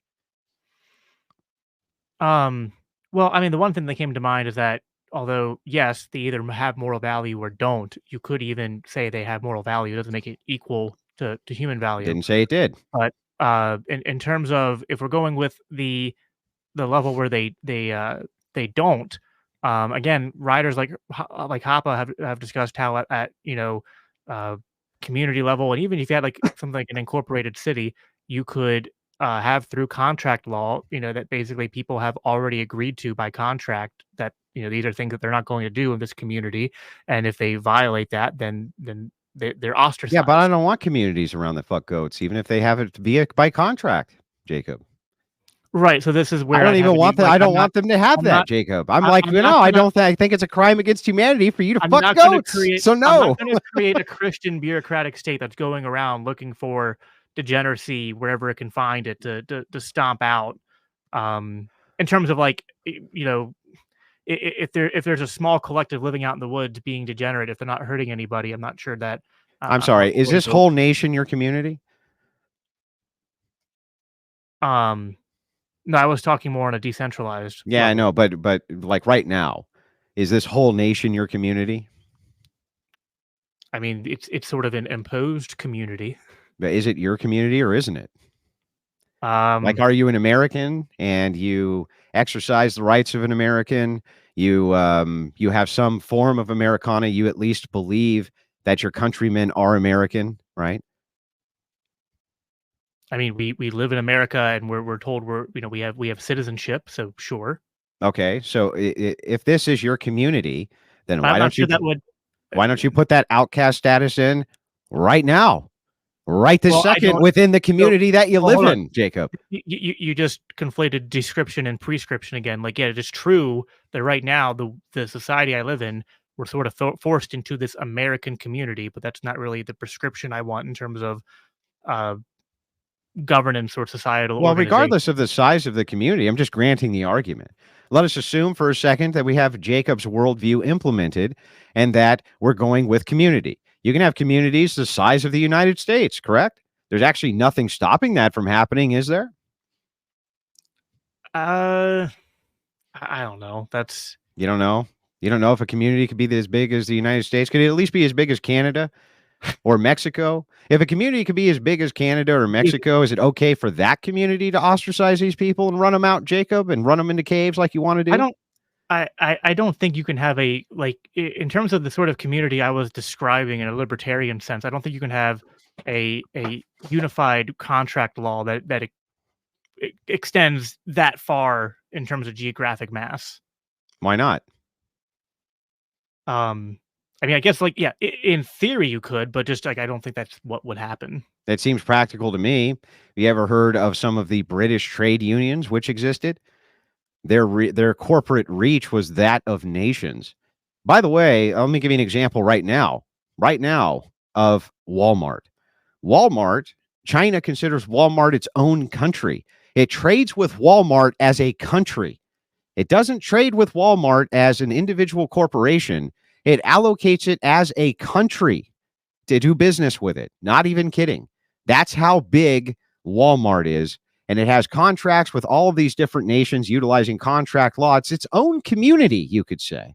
Has its own employees, has its own bylaws, has its own internal contracts, has its own everything. It's its own kind of covenant community, you could say. Even has anti-theft people who work round the clock. It has CTV footage inside of its various communities to make sure that people can't take goods away from anyone else. It utilizes and pays local law enforcement to come in and seize people who are disruptors.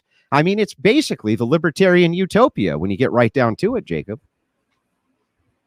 Yeah, no, I mean, if you had some theoretical sense, some giant corporation that spanned that far and wide, that everyone had agreed to that rule, then I guess you could try to enforce it. It just doesn't seem practical to me. I mean, Walmart does enforce it. It seems very practical. Like if Walmart China said no homosexuals allowed, right? It could definitely enforce that, couldn't it? Okay, it could definitely run them out of that community, couldn't it? It could definitely be like, no way. Yeah, I don't know that that's the what I'd be advocating for from Christian principles.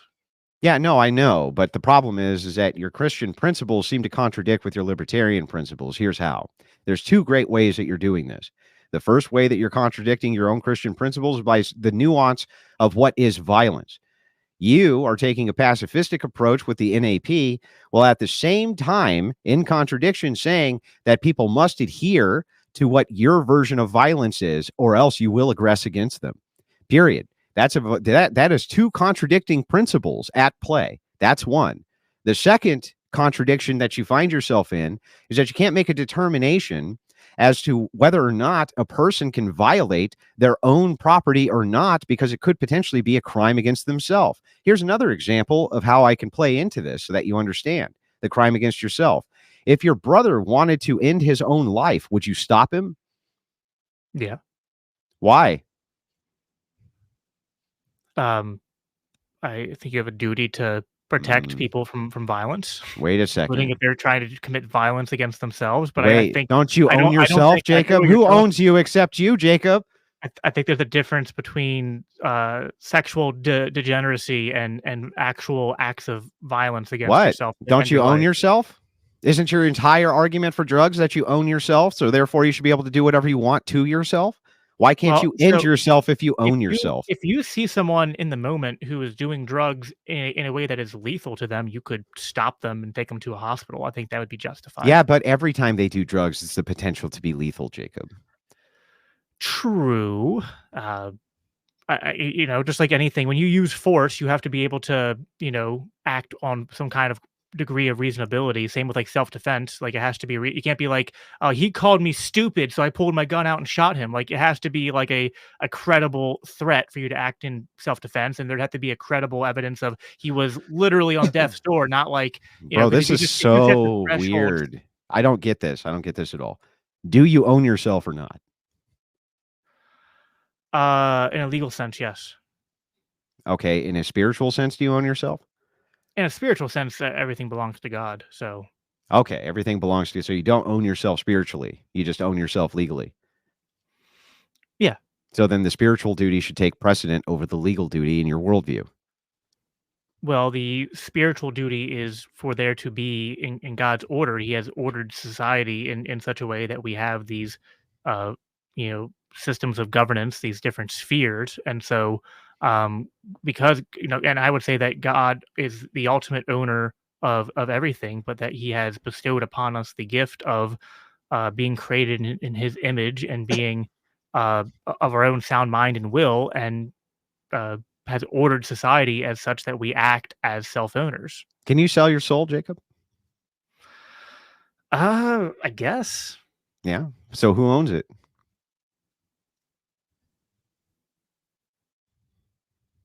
Well, I guess this would get a little bit into different soteriologies because I'm reformed. So I think that I think ultimately, if I'm part of the elect, I can't actually sell my soul. But now we're open in a whole different whole different can of worms there. So but yeah, just before we get well, go ahead.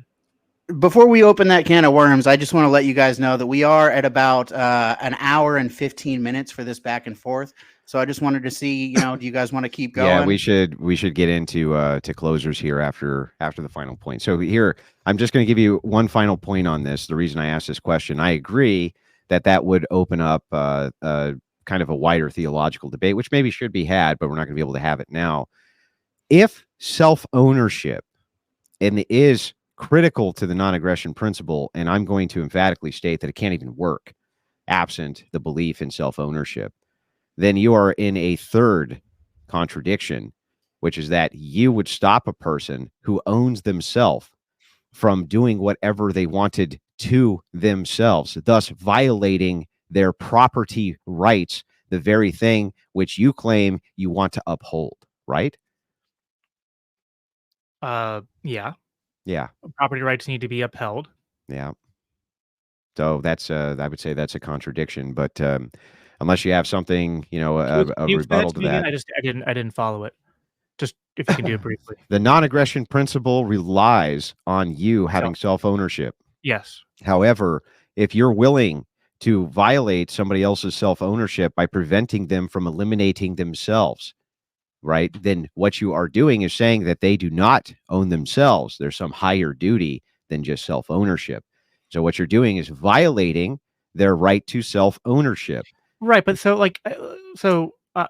libertarianism shouldn't be viewed as some religion, and I think that even within libertarian literature, they say you can violate property rights if there's some kind of higher moral quandary at stake. Like if there is a like if my son was on someone else's property and he was in imminent danger, I would trespass and violate their property rights to save my son, right? And first of all, the odds of them being Yeah, but like, that could be okay, prescribed. That could be prescribed under the emergencies of the law and not actually violate the non-aggression principle. However, it would always violate the non-aggression principle the second you take away that a person no longer owns themselves. You're now in contradiction. You cannot have the non-aggression principle and not own yourself. The two, you can't do it. How can, well, who would you be aggressing? You can't own yourself if you're dead, though. So if I gotta stop you from killing yourself, I'm not sure Yeah, but you own yourself clear up until your life is gone.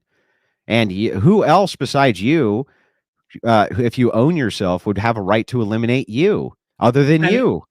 Yeah, I mean, again, there might be something there. I know we have to go to the questions. Again, this is where I would say that I'm not a ideologically possessed libertarian. If the point that you were trying to make is that I am not the perfect 100% across the board ideologically possessed, no, that's not my point. My point is that your Christian ethics conflict with your libertarian principles. And I've showed you 3 different examples of contradiction between the two. You are yielding to higher spiritual values over the libertarianism. This is because of this conflict. The two cannot coexist. It is impossible because your spiritual duty is to stop somebody who's about to unalive themselves. And that violates their self-ownership. Therefore, the principle of non-aggression cannot apply. You are aggressing on them. I would kind of agree, and I can go more in my closing statement, but I would say that I just think there's a distinction between violating self-ownership to prevent someone from killing themselves and violating self-ownership to stop people who are in a gay relationship. So yeah, well, okay. All right. I'll yield to that. We can get into closings. Right. Generally, how this is done in closing, so you know, Jacob, because you got to open first, and I went second, I get to close last. That's usually how that's done. So, or I'm sorry, the opposite, right? You get to close last. I'm sorry, because you open first. So, I can go ahead with the first closing arguments that I have here. So, I caught Jacob here in 3 different massive contradictions. Let's go through all of them. The first contradiction is that he claims that it would be a violation of the NAP or the non-aggression principle to stop people from doing gay marriage, for instance. Or we could just kind of broadly consider this sexual deviancy or sexual crimes against yourself or drugs, things like this, crimes against yourself. He says we're not supposed to be able to transgress against those people, that's not good. You can't take the civil authority and have them go and correct this transgression against you. The problem with this is that when we get to animals or things like this, which would also be considered property, and I give him a scenario in which the deviancy occurs, his Christian ethics determine that he knows that this is bestiality, therefore immoral, has no real problem with the civil authority stepping in. He's not outside of any like goat humpers clinic going, oh, we got to free him from jail because the civil authority put him in jail for humping a goat, right? He doesn't give a shit. He doesn't care because he knows that the ethical standard was upheld. So when the non-aggression principle applies there, he kind of just goes, well, I guess we just let him hump goats, right? But ethically, he knows that that's also incorrect. When it comes, the next contradiction comes in when he's talking about violence itself. Because he can't give a definition of violence other than from a Christian worldview, he expects everybody else to concede to that definition. And if they don't, he's going to use violence against them. Not even kidding, not joking. So the standard for the non-aggression principle from Jacob is that you should be allowed to aggress against other people who do not hold Christian ethics as their standard because they could be doing unethical things, which you then need to stop.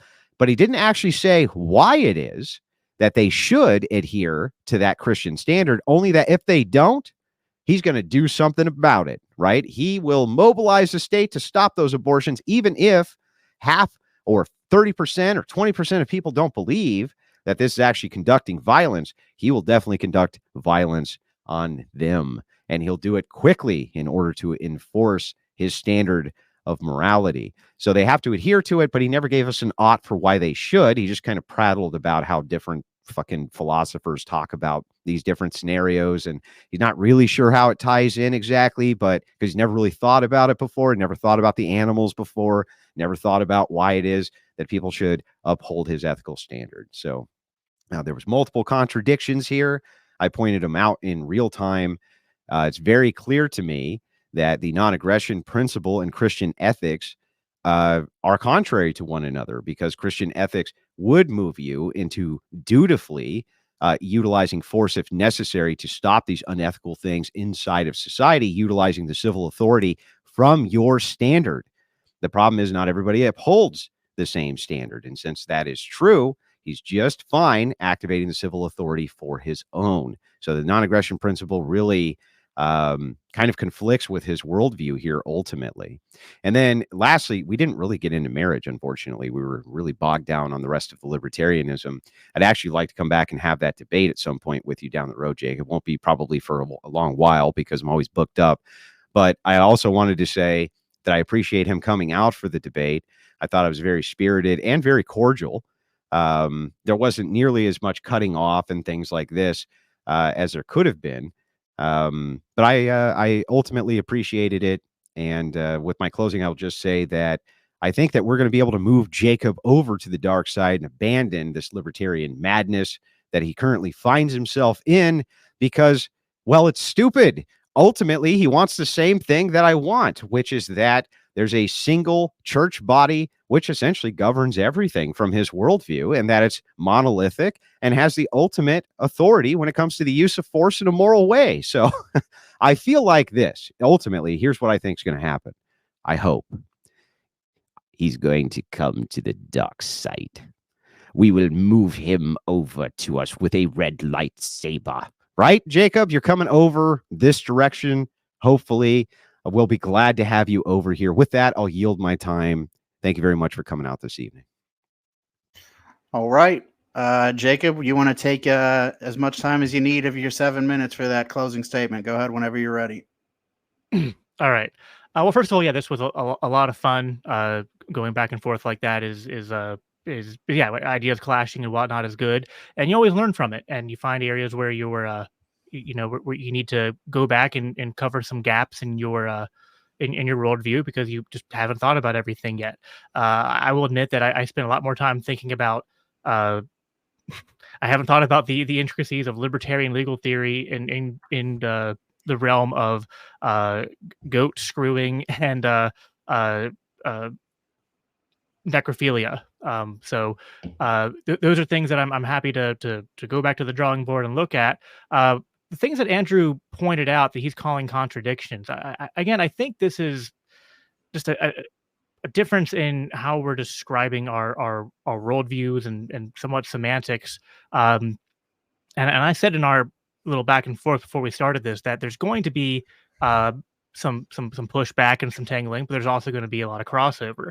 Yeah, I'm a Christian first and foremost. If there's anything that I believe and it comes in conflict with my Christian principles, I'm not going to yield my Christian principles. I am a bondservant of Christ. I am a soldier for his kingdom first and foremost. So Based. and the use of so then people might ask, Andrew would ask, well, then why are you tying yourself to libertarianism? Again, I think that there are important lessons from libertarian political theory that not only map onto Christianity, but again, like the passages that I brought up in 1 Samuel 8, there's more we could get into. We didn't get into a lot of theology, it was more philosophy, which is fine. But I think that there are, if we believe in following Christian ethics and Christian morality, and even the idea of Christian governance, which I'm not against the idea of governance is going to exist. And insofar as governance will exist, I would prefer the governance be filled with Christians and enforcing Christian morality. It has to enforce something.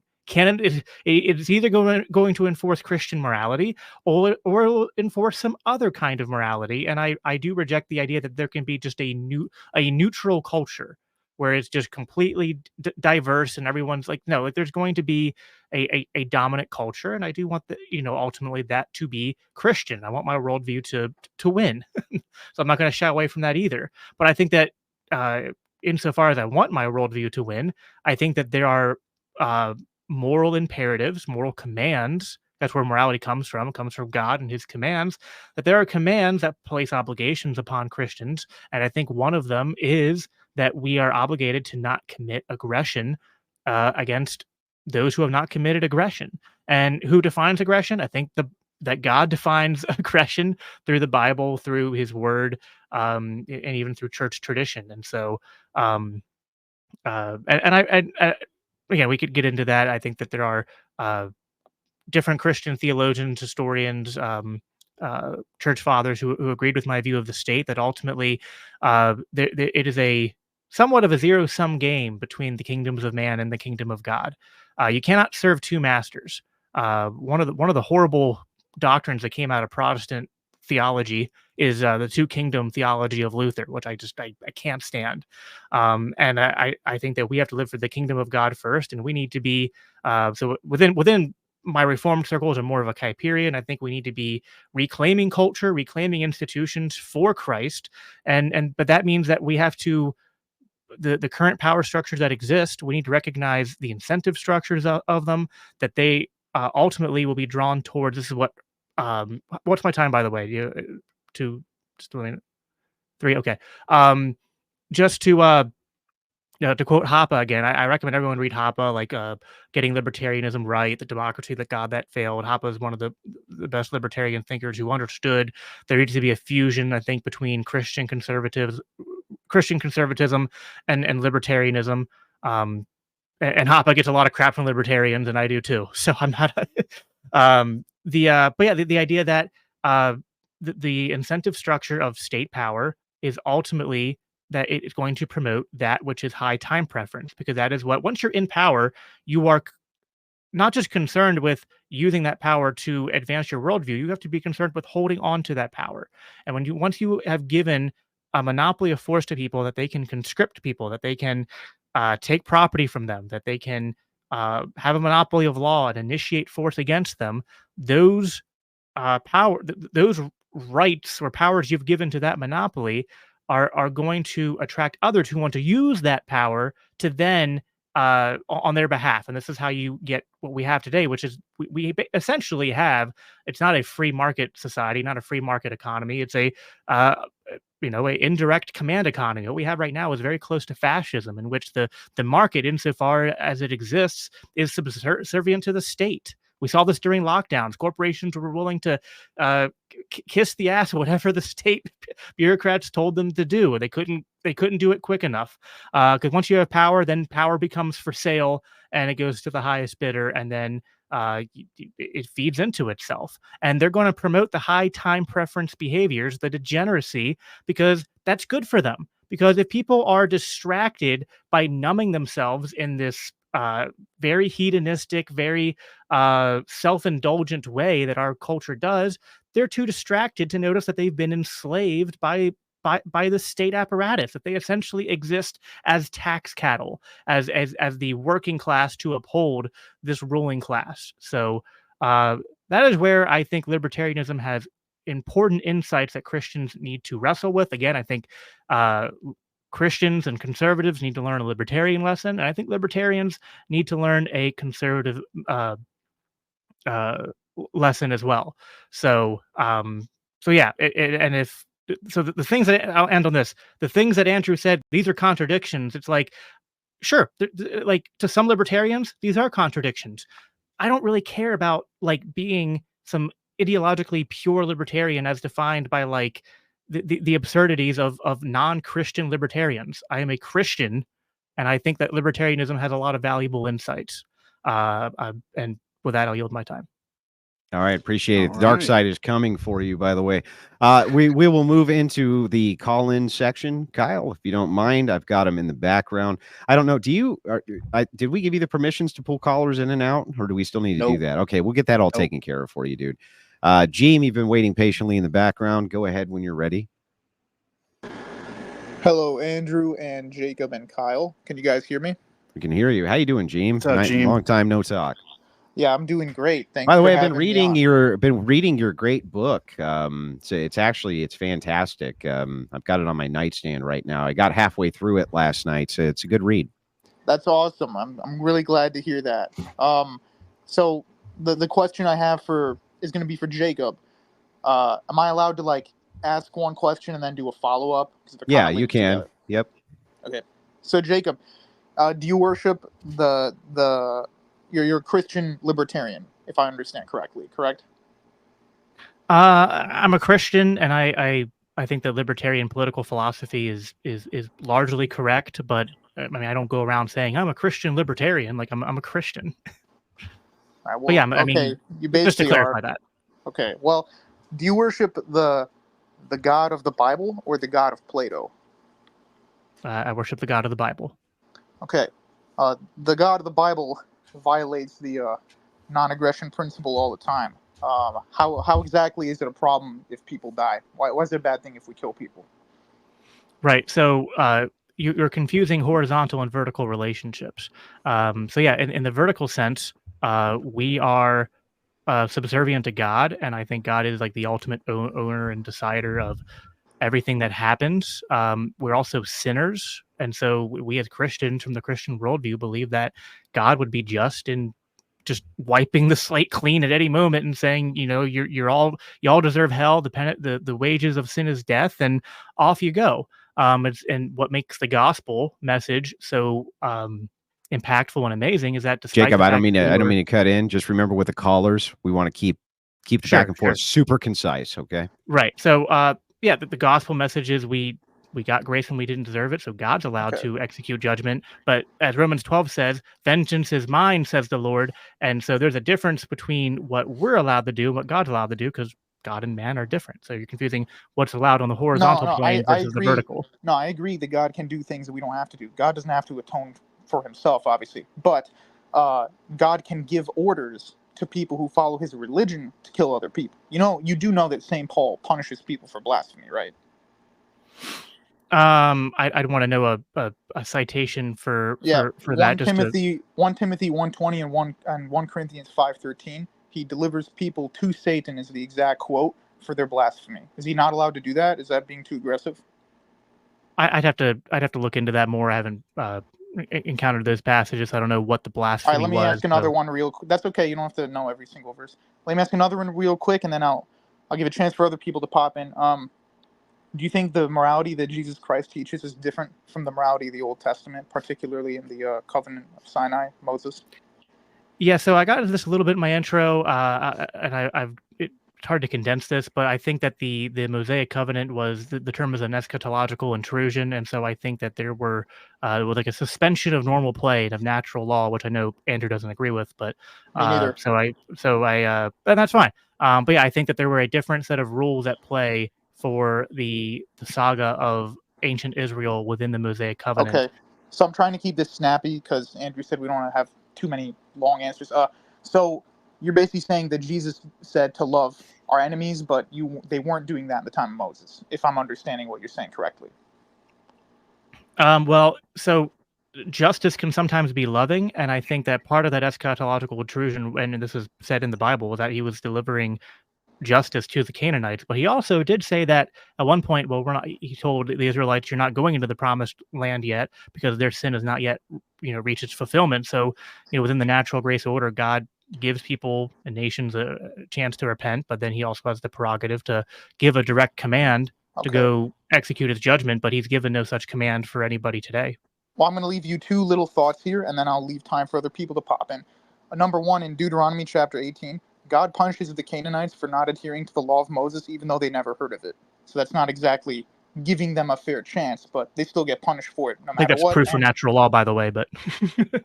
No, that's not proof of natural law and natural theology or perennialism. There's a difference between there being the objective standard that God bears and forces into the world versus saying all religions have the same exact kind of truth. Secondly, I was just going to say that when Jesus Christ says to love your enemies, he's actually quoting the Old Testament. So if Moses and Solomon, who both say love your enemies, love their enemies, yet they still decapitate people, I think it's perfectly in line to have a militaristic arm of Christianity to enforce morality in the world. I don't see any contradiction with that in the New Testament, and I can't find any real pacifism in the New Testament either.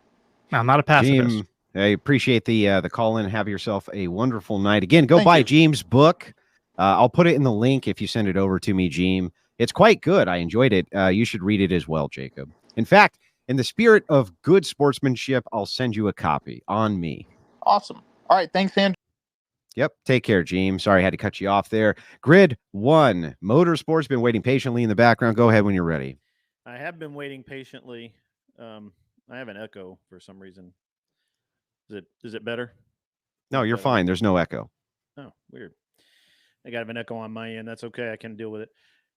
Jacob, I've listened to this. It's been really pretty good. And actually, a lot of what I was going to say has already actually been said by Jim. How do you reconcile that throughout the biblical sense and throughout time, the only way that we've actually been able to enforce any sort of lasting peace has been through the use of force, the threat of force, and the existence of that force? How do you resolve that with what your libertarian viewpoint is? Yeah, again, I think that this is a confusion that some people think that libertarianism or Christian libertarianism is pacifism. That there's no that there is a just use of force, and I tried to make this very clear in my intro. The Bible is very clear that governing authorities are established by God to enforce what is good, but I think that's limited to a civil sense. I think that because God is sovereign and His authority is ultimate, any authority He delegates is limited and can only be used to what is specifically prescribed.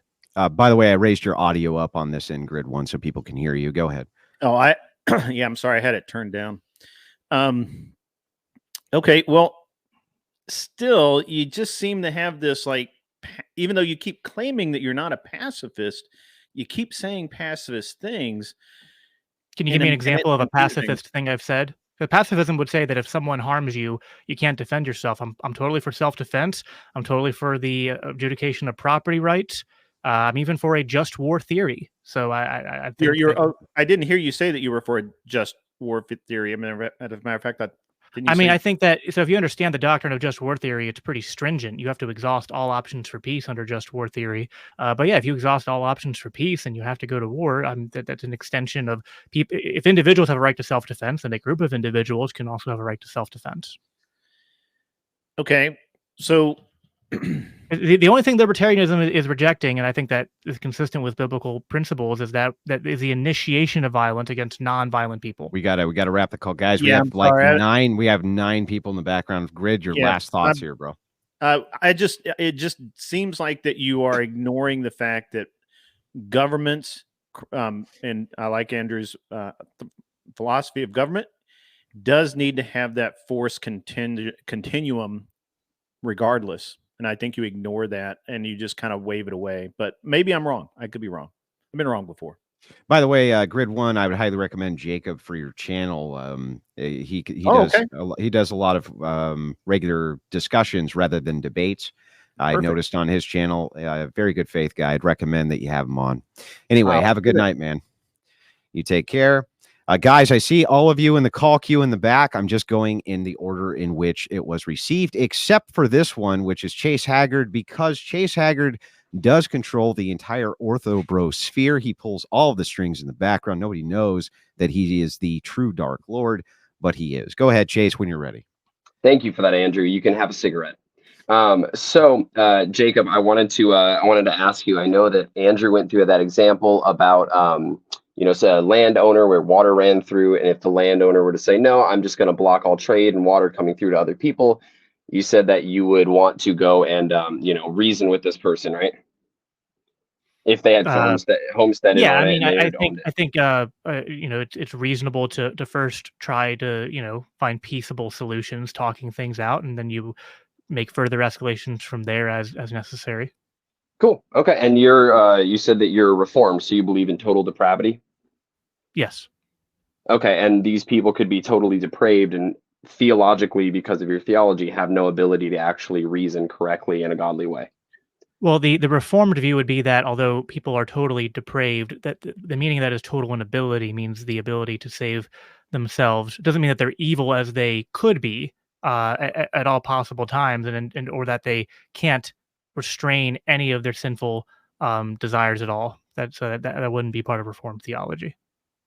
Yeah. So, but again, it's going to be that they are deficient in their ability to go and Well, choose the good, and so think about you're why God expecting. think about why God hardened Pharaoh's heart. Like because the Well, common that's an apologetic for expression. that He didn't is actually. I'm Orthodox. I don't believe in secondary causation. People not being able to, choose to participate with God's will, because that would make God a monster. But my critique is that you're appealing to these people being able to reason when they could all just be totally depraved, and you could be totally depraved in thinking that libertarian theology is correct, or sorry, libertarian political theory is correct, and you could just be totally depraved. so. I'll give a quick answer here. If your view is correct, this doesn't seem to be a problem. If reformed theology is wrong, if reformed theology is right, then the view is that God actively restrains the evil in the hearts of man, and also that oftentimes people will act in their own rational self-interest, even if they are depraved, because they know. And this is so the reformed apologetic on God hardening Pharaoh's heart is that he did it because he knew Pharaoh would just let the Israelites go to save himself. So, That's not answering my question. can you repeat the question quick? My question was again about you appealing to people's ability to go and they would happily reason with you in this Well, libertarian way to go and I'm not let saying they would every necessarily. I'm not creating a utopian premise that like automatically everyone necessarily would. And I've also said that libertarian ideas work best in a culture that's Christian. I think that the yeah, less but and we Christian a can't culture make it. is, the more authoritarian it will be. Yeah, but we can't even make a Christian culture because we don't have control over God's secret decree to go and subsume people with God's irresistible grace. So what's the point of even trying to make Christians? Yeah, well, that's diving into a whole different, All Yep. right. whole Well, I different appreciate line the of time. Yeah, argumentation. Chase, I we gotta appreciate the gotta time. move on from Have a good there. one. Of course, if you want to set up a debate, Chase, you're always welcome on the Crucible as the Dark Lord of the Ortho Bros. Appreciate your call in. Have a Very good one, much. Jacob. Thank you. Yeah, thanks for the questions. Okay, so there's a bunch of callers in the background who do not have their cams on. If you're not a person who I recognize, all I need you to do is turn your cam on quickly and give a little wave. If you could do that, I see you, Garbage. I see Not Your Dude. Anybody else back there? Obviously, you understand why I have to do that. Jim Bob, you've been waiting patiently in the background. Go ahead with your questions. Garbage, I'll get to you next, followed by Not Your Dude. Go ahead, Jim Bob. Jacob, would you say erecting a building of any sort would be an act of aggression? I would need more context. If I erect a building on someone else's property, that could be an act. No, on your own property. No. Okay, let's say your property is in the midst of a public arena. Okay. Well, I'd say like normatively, no. I mean, again, like, we can like if I built a really tall building that wasn't structurally sound and then it like fell over and damaged someone else's property. Right. Like, how about a structurally sound, perfect, highest degree carpenters and contractors and architects get together and erect a building that looks, I don't know, identically to a large dick in the public space. Do we use aggression to make sure that doesn't happen, or can they just make their building? Yeah, so the libertarian way of dealing with that is usually through contract law. If you have a community where people are living close to each other, they typically have, and there's different ways to do this. They can individually contract, or sometimes they'll have like corporations that will act as dispute resolution organizations. This is getting to like private law theory, which is like a Rothbardian anarcho-capitalist idea, which I think is logically consistent. However, I'm not a libertarian purist. So what I've often said is that my ultimate goal is to decentralize power as much as is practical. Very concise, so concise, bro. So like short answer would be at the local level, I'm okay with stopping people from erecting penis houses. That's great. Okay. Thank you, Jim Bob, for the call in. Garbage, you've been waiting patiently in the background. I'm bringing you up now. Guys, all I need you to do, did see Not Your Dude cammed up. Dan, man, I'd like to bring you on. You've been waiting patiently.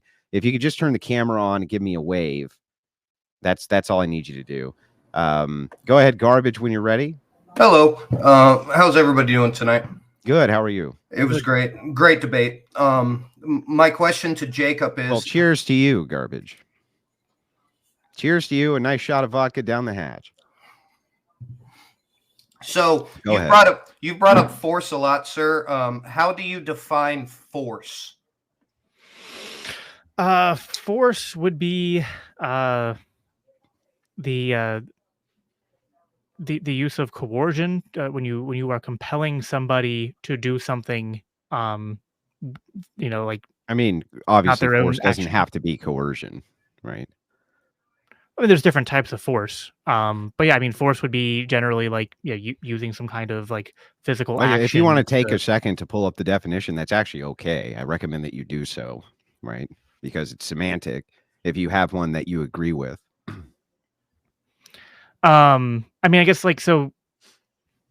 There's probably like technical legalese definitions of force, which Okay, but what's strength the, or what are you energy getting at? as an attribute of a physical action or movement? Does that sound reasonable? Yeah, sure, that works. Okay. So my question is more specifically on subterfuge. Whereas where you believe you can't take things by force, how do you parse that with, for example, propaganda? Whereas a group spends a lot of money or spends a lot of time arguing one or two things, is that not a force that we as Christians should be opposed to? Yeah, I don't know if I quite so you're saying if there are people who are putting out propaganda and they're spreading harmful lies, is that an act of aggression? In order to get elected, to spread an agenda, maybe to sell drugs even, you could take it to a physical realm where they're selling drugs in order to influence. Or perhaps advocating that you can take as many drugs as you want. Yes, sir. I would say that could be propaganda, right? So there's part of legal theory that would perhaps hold people accountable for spreading like really harmful misinformation or like false advertising, perhaps if it leads to direct harm. But it wouldn't be like a black and white thing. There's a lot of nuance there. Well, I'm more attacking it from a religious perspective, because I've heard you mention about the Christian ethos, not meeting force with force unless it's an equal situation. What in then, if you agree that force could be propaganda or things of that nature, how do we attack that as Christians in your worldview? I don't know if I said that. I mean, I guess like so propaganda could be force if it's really, again, like some kind of like it's you can demonstrate some direct harm, some kind of like false advertisement. Like telling people that they can take as many drugs as they want and you're not going to stop them like that. Jacob, if you were like the owner of a company, what about a politician running on the decriminalization of drugs, for example? Would that not be a force that Christians should oppose? No, they shouldn't oppose that. No, I don't think. I think the war on drugs has been a massive failure. I don't think that using force to stop people from putting substances in their body is a Christian principle, and I also don't think it's very prudent either. And rather, what we have is like the world's largest prison population, and it costs a lot of tax money. And actually, they should stop fucking selling drugs, huh? Well, if force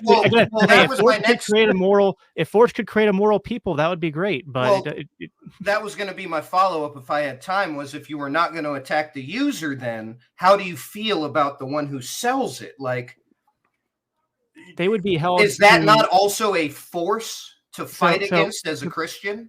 So this actually appeals to the libertarian worldview very well, because what governments often do is they get lobbied to by these companies where they don't have to be very open and transparent about the negative side effects of certain things, or they're able to, right. Whereas in a free market, that would be, I'd actually think they'd be much harder. So okay, caller, I have to leave it there. Thank you so much for the call. And have a great day.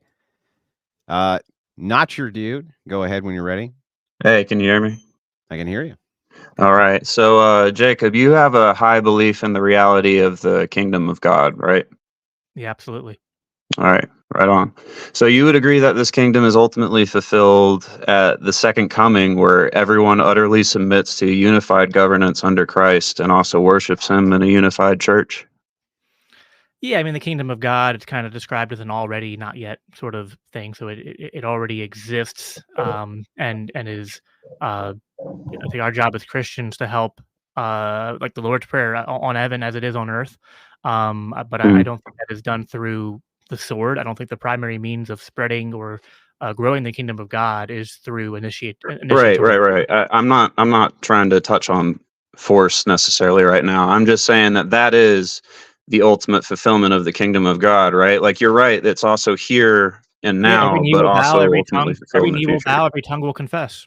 Yeah, exactly. So like, he would be like our unified ruler. We all submit to him and we all worship him in one church. So considering that's the way that governance is fulfilled in the future, like in the eschaton, why is this a satisfactory future for you to look forward to as a Christian, considering that your ideal society in the here and now is kind of more interested in Because God is a being perfect governed by ruler. libertarianism rather than the law of God?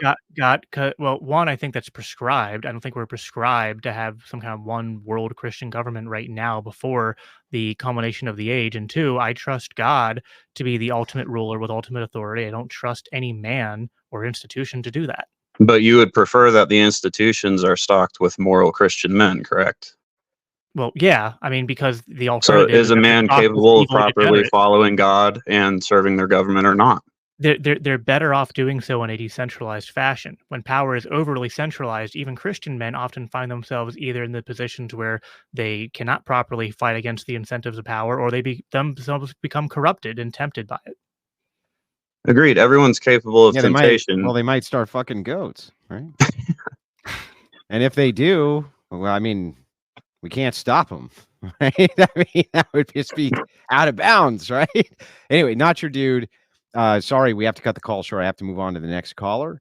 I No appreciate problem. your calling. Have yourself a wonderful evening. Corinth, you've been waiting patiently. Go ahead when you're ready. Yeah, Jacob, do you have an issue with centralized Christian power? To me, it's like that. What does that mean? Because Andrew and I had this back and forth, right? Like, if you're talking like They're power in my that's only local, actualizing on Christian ethics. it depends on the scale and scope, the location of it. All Like, powerful. They're the world government that's running just Christian ethics. if it's in the eschaton, I wouldn't have a problem with it. If it's in the here and now, I don't think that. I think it's even a non sequitur. I don't think before the eschaton we could have a one world government that is Christian. Assuming you could, to the heart of the question. Yeah. So if that's the heart of the question, if that is, I missed it. If that's the heart of the question, then sure. But like, I don't know. It seems like a tautology. Like, if we could have a perfect world, would I want a perfect world? Well, I'm not sure that would be a perfect world just because it's run monolithically by a Christian centralized government. I'm not sure that means perfection. If it's run, maybe I misheard the parameters of the question. I thought you said if we had a world that was run entirely by one world Christian government and they were all acting as good Christians. Yeah, so like banning gay marriage, you're not allowed to like get gay married, all those things. Like, there's no amount of community agreement. Well, then we would just disagree over what it means to be good. Because I again, this is I don't think that good Christians would ban gay marriage is like something that's okay well, in Christianity? Do you think homosexuality is something that's good or bad in Christianity? Homosexuality is bad. We need to divorce marriage from the government. A good Christian and have is it going be to entirely allow bad things, or a good Christian is going to not allow bad things? Good Christians are going to allow certain bad things to happen because we're not called to use force against all sin. And can you give any justification for where God said, "Yeah, let the gay people be gay"? Because I remember a certain verse about stoning them to death. Personally, that was in the Mosaic covenant. Yeah. So, is there any point where that's contradicted? Is the word of God changing? Yeah, I mean, it sounds like you're making a basic theonomist argument, and I don't have time to really debunk that right now. I mean, you have to understand how the covenants work, and understand that there was the new covenant. The new covenant did not promote homosexuality at all, and gave no prescription in marriage for homosexuality. It gave no prescription ever for it. It also never said that you shouldn't follow former Leviticus law. There's plenty of instances where the apostles agreed that the old covenant laws were no longer binding. Can you show any of them? I don't have them on hand. This but is explicitly just incorrect. Jesus explicitly stated that he came to not change the laws, but to fulfill the prophecies. Like, maybe you're just not a good Christian in this case. No, this is just a misunderstanding of covenant theology. And Uh, again, no. I can answer if I was able to If by give more covenant than theology 20, you just 30. mean incorrect theology, then yeah, it's an All right, it's Corinth, we have to move to the next caller. Hey, thank Okay. you for the call in. I really Yep. appreciate it. Corinth's an evil progressive too, man. Like he's an evil progressive, and that surprised me. But I guess maybe he just likes internal critiques. Going by order, Dan, man, I do want to let you in, but you got to turn your camera on in the background so I can see you for just a second. That's all I'm asking for. Okay, great. Okay, so I'm going to add you up. Dan, man, go ahead when you're ready. Oh, thank you. Thank you for having me on. My question is for Jacob because I used to be a former libertarian. One of the things that kind of puzzled me in libertarianism, and I don't know, maybe you have a better answer than I could, but assuming that market is superior than the government, why hasn't the market abolished the use of force? Why hasn't well, hold on? There is a just use of force. So again, this is conflating libertarianism with pacifism. Yeah, but There is but the heart of his question is, if the market truly is superior, then these other systems which rely on Well, force. I never said the market is perfect. So like violence and coercion can win out against free market. So this is again the difference between descriptive and prescriptive. There is defining what is morally normative and what we should try to move towards, and then there is descriptive in terms of that force often does win against non-force. But what kind of let's say, society for do we example, want? hypothetically, Jeff Bezos decides to create his own army, market. They're using free market principles. They create the best weaponry. Can they not overcome? I mean, and even to this point, some corporations have actually more money than some governments And standing armies. They Well, use yeah, I mean, mercenaries. there is a point where a corporation basically essentially becomes its own government or own state of sorts. But if this just kind of comes down to the most of the arguments against libertarianism are descriptions of the status quo. It's like you're saying, well, if we don't have a government that's going to have a giant army that can oppress people, then we might end up with a government with a giant army that could oppress people. It's like, yeah, these things can happen, but we should be doing what we can to construct society in a way that minimizes these problems. Yeah, you see, that's the thing, because eventually what would happen is another creation, even though it would be from, let's say, Jeff Bezos, right? He would just create a new government in a way that he wants it to be run, right? So it's just kind of circular to me.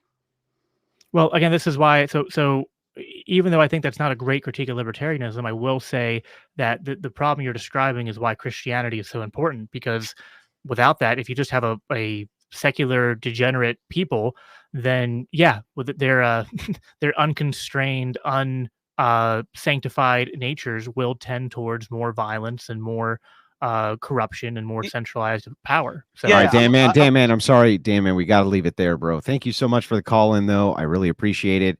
I understand callers can become frustrated because they feel like they can't get into the heart of it. Just try to understand we have these time constrictions for a reason. Both Jacob and callers, I would request that you keep it super short and as concise as you can so you get your points out. M Juxtapose, go ahead when you're ready. Hey, how's it going? Can you guys hear me? We can hear you. Go ahead. Okay, I'll keep it short. Yeah, so Jacob, hypothetically, under your libertarian Christian framework, unfortunately, it seems to me that you've cornered yourself ideologically. So my hypothetical would be, under your libertarian framework, let's say if a certain religion were to come to the forefront and become the majority in the U.S., a certain religion that is diametrically opposed to Christianity and that may want to take out certain apostates, what would be your duty under your Christian side of your framework, to actually act against that, if ever? Do you have a duty to act against that? Sorry, there's a lot. So if we lived under a regime that was like initiating violence against Christians, I didn't even make that claim yet. I'm just saying, if this certain religion, let's say Muslim, okay, If they Okay. came to the majority through your libertarian framework in the US, they're doing only what you're asking them to do, to maximize their freedom and their liberty. If they become the majority, what is your duty as a Christian? To act against that, or do you have any duty at all to act against that? If we had a Muslim majority, I guess it would depend on what the Muslim majority does. I would say that our duty is to always be trying to win people over to the kingdom to be fishers of men. So if we lived in a, doesn't matter what, if we're not no matter what, even if we're the majority, they're still going to be unsaved. So let's try to save as many as we can. And You if people sound, I'm are sorry, committing, you sound like you're a bit of a consequentialist then, or you outcome-based ideology here. Why would it matter what the outcome is if the majority becomes Muslim? It should bother you if you're a Christian. Yes. hold on, first of all, there are state societies that end up with majority Muslim.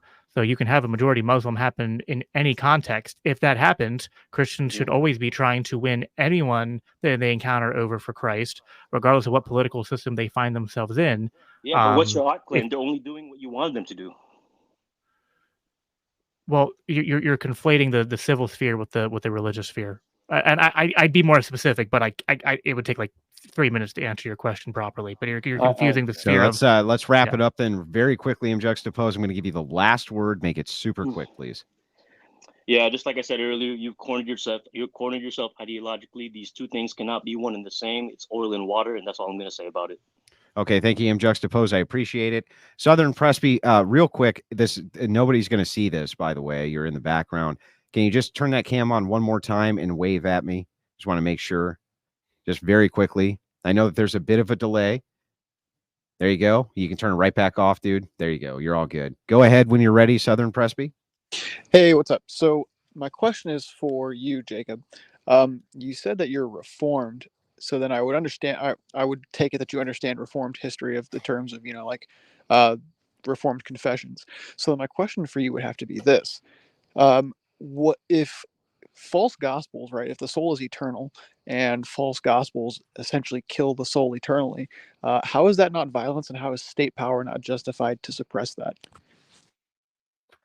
Again, I think we're confusing spheres. The law, the sphere of civil governance is to deal with civil matters, is to deal with what happens in the realm of what is legally normative, and the church is to deal with spiritual matters. And I'm trying to be as concise as I can. I'd love to give you more detail. I'll try to be concise too. So every reformer, to include Beza and Calvin themselves, disagreed with you and said that because of that, the state, has a incentive, even though they divide no, you're right. spheres. So then I disagree with Calvin. Wrong?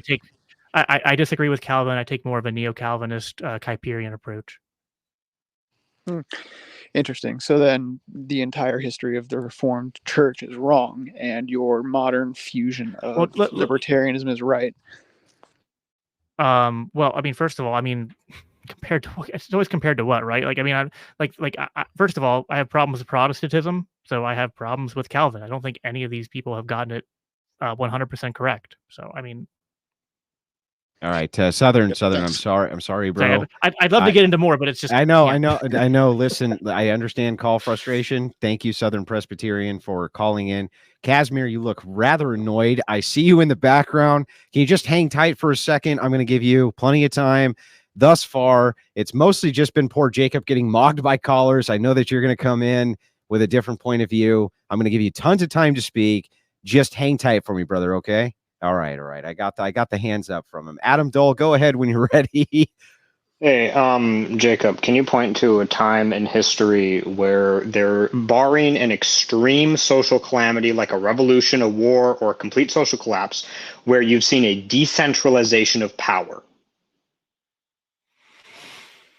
There are other libertarians that are better at describing whether there's been periods of time in world history where there's been quasi-libertarian societies. I'd say if you believe in the Bible, the Book of Judges is a sort of like theocratic confederacy of sorts. So there are examples. My question. I'm not asking have decentralized societies exist. I've read the work dealing with medieval Iceland. I'm familiar with that theory. I'm asking you a time, because even in medieval Iceland you saw a concentration of power.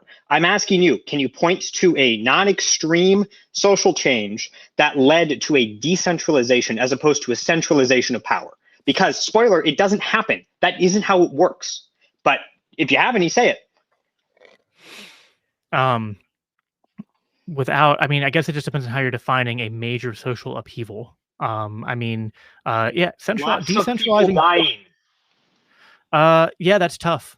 But lots of people are killed by centralizing power too. So it seems like we have a dilemma either way, and we need to think about long-term outcomes and trade-offs. Well, yeah. So basically, you're advocating for an extreme social calamity. Is my point. You basically just admitted that's not bad faith. That's exactly what you just said. You appealed to long-term outcomes. You said we have to not think about short-term. We got to think about long-term. Listen. You have to understand that there are two sides of the ledger here. That yes, there can be costs to both like life and also social upheaval to trying to decentralize power, but there is current and ongoing and escalating loss of life and social upheaval by allowing and continuing the centralization of power. So you have to actually weigh those two things against each other. Yeah. So my basic claim is that power tends to centralize. You're advocating for something that doesn't happen historically if you're not advocating for major social upheavals for the decentralization of power. This is utterly ahistorical nonsense that you're promoting. Okay, Adam, I gotta let this go here. I'm gonna let Jacob respond real quick while you're still on the line, though. Go ahead, Jacob. I think the social upheaval I'm advocating for is Christian nationalism. I'll just leave it at that. I mean, that's pretty epic. Adam Dole, thank you for the call. I really, truly appreciate tongue in cheek, it. but have yourself a wonderful night. Casimir, I seen you back there seething this whole time, but real quick, it's great to see you, my friend. How you been? I'm doing great. Can you hear me fine? Yeah, I can. You look exhausted. You've been working your ass off, haven't you? Yeah, I have. Yeah, I've been working your ass off. You have that look. You have that, I just got done with a fucking 9-hour shift and here I am on the damn cruise. That's what you look like right now, brother. But anyway, go ahead when you're ready. I enjoyed myself. I like listening to all the little doggies call in and advocate for their own enslavement. It's fairly normal in society, and I know that people are very I don't expect much of people. I don't expect them to be educated on their history, on their own history. You've been on some of my X Spaces, haven't you, Casimir? No, I don't think we've met before. Okay, but we should talk someday. Okay, you can watch one of my streams to see if Casimir is. You can consider him my libertarian adversary. He is Andrew Wilson in pure libertarian form. I consider him to be quite brilliant, and I often yield to what he has to say on this subject because I've just never met a smarter man on the topic. So now I'm all done kissing your ass, Kaz. Go ahead and rip me to shreds. Rip me to shreds, Kaz. Go ahead. Disarming me completely, the bastard. The rhetoric is so good, though, Kaz. Yeah. Go ahead. Yeah. Okay. So let's talk about the prior caller. Do you believe that the United States was more libertarian prior to 1913, Andrew? Yes. Do you believe that Rockefeller was more Christian than Jeff Bezos? No. No? No. Do you know that he was a Christian, right? Well, I know that he self-ID'd as one, but based on what Rockefeller's funding was for feminism, he was moving towards some kind of bizarre Protestant, as you may know. Well, I know that you know this. Early Protestantism gave us all kinds of bizarre cults. Many of them did become very rich. Cults often do become rich. Rockefeller was one who followed such an ideology. He was a Protestant who followed one of these bizarre, Protestant cults. Essentially, that was his ideology. Right, but he was still more Christian than Bezos in his ideology. I'm not sure whether you're talking about the well, can you and I agree that you can have a form of Christianity which is so perverse that atheism is likely superior? There's no distinction between the two at some point. Well, okay, I'll grant you that. How about Vanderbilt? Do you believe that Vanderbilt was more Christian than Bezos? I would give the same critique, but I'm just going to grant it for the sake of granting it. Yes, I would say Oh, by this metric, yes. Vanderbilt. And my first question was, okay, well, let's just say it differently. Was the United States itself, not like the leaders of industry, was the United States itself more Christian prior to 1913? Yes. Could all the arms of the state that are acting towards de-Christianing the United States, are acting to support the public schools, the public healthcare, the dissolution of the lodge system, the dissolution of private insurances by Christian organizations, could all of that have been funded without the shift in 1913? No. No. No. So all of the people you who mean are, with the central bank, right? Of course, with the central bank, with the basically the shift of the counter-revolution in the United States that started with Hamilton but culminated in 1913 with the absolute victory of the socialists. Yeah, I agree with this. So now you see that there's a clear trend where we see the cause and the effect. The cause was centralization, and the effect was the removal of the competing power, which was power of Christianity. Let me make sure I steelman this so I get it correct, Kaz. You're saying the centralization, especially of money, in this case, a central bank, which is able to fund these social revolutions, which they have done successfully over and over and over, gives evidence to the idea that the monopolization of centralized power is bad. Is that correct? I don't think it's the yes, but it depends on where does the power come from. So where does the monopoly come from? If the monopoly comes from expanding some market tenfold, for example, a bunch of Christians are living under candlelight, and you suddenly expand the market of oil tenfold, so all of them can have kerosene lamps suddenly, and millions of people have enough light to actually read the Bible at home, then that is a monopoly that's worthy of all of your moral values. You don't have anything against it. Whereas if the monopoly is on the ability of the government to say, hey, Christians, all of your gold now belongs to us. All of your life savings, you now can't reinvest back into your community. It just belongs to the government. Yeah, that's sure. a different type of centralization. So I agree. But my argument here would be that you cannot oppose this without good, strong Christian centralization yourself. I would argue that because Christians were not entrenched, rather, there was atheists like the people who pushed the bill in 1913, which was specifically a single congressman who pushed that bill inside of Congress. That absent a strong Christian centralization, you have no way to combat these things. There's no way for you to fight back. I would agree, but there are different types of centralization. So one centralization is you're gaining power by trading with other people and by becoming a pillar of the community, and you're building the shining city on the hill, and everybody comes in and they start working for you, working with you, like you do here in the Crucible, for example. Sure. That's a centralization that's perfectly justified because none of us are we're all here voluntarily. None of us have to show up. Like, I didn't have to be here.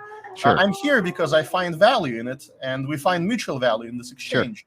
Sure. But if decentralization was forced, you would quickly go corrupt, and basically you wouldn't be interested in the actual value that's generated here, because you would not need it. You wouldn't. Well, let us agree for a second that this is true.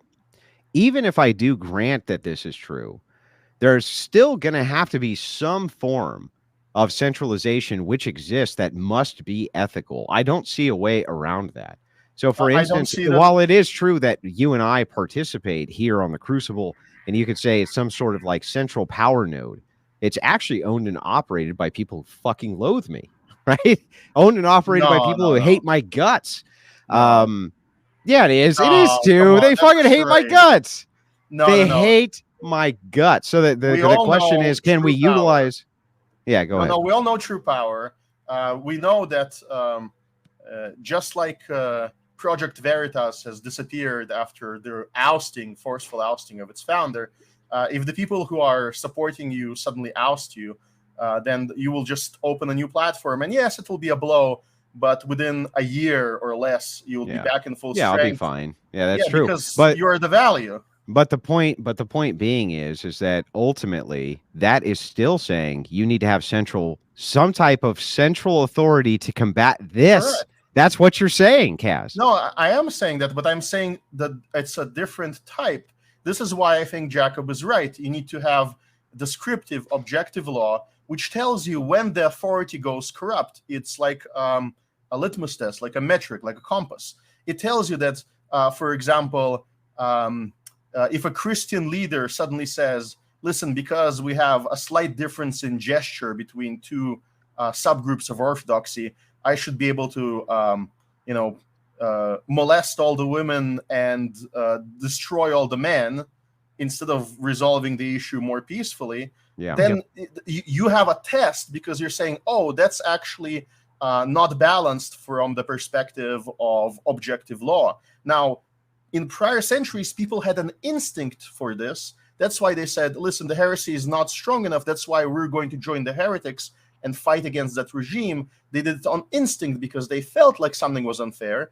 But with with contemporary libertarianism, you get, for the first time ever, you get a more objective approach towards that test. And so wouldn't you want to have that test around to be able to say, but we have a when problem. centralization turns into a problem? Yeah, we have a gap here, though. The problem is this. Inside of this particular litmus test that you're talking about, it still banks on the non-aggression principle. And the defining of this NAP has to be by your metric, in this case, Christian ethics.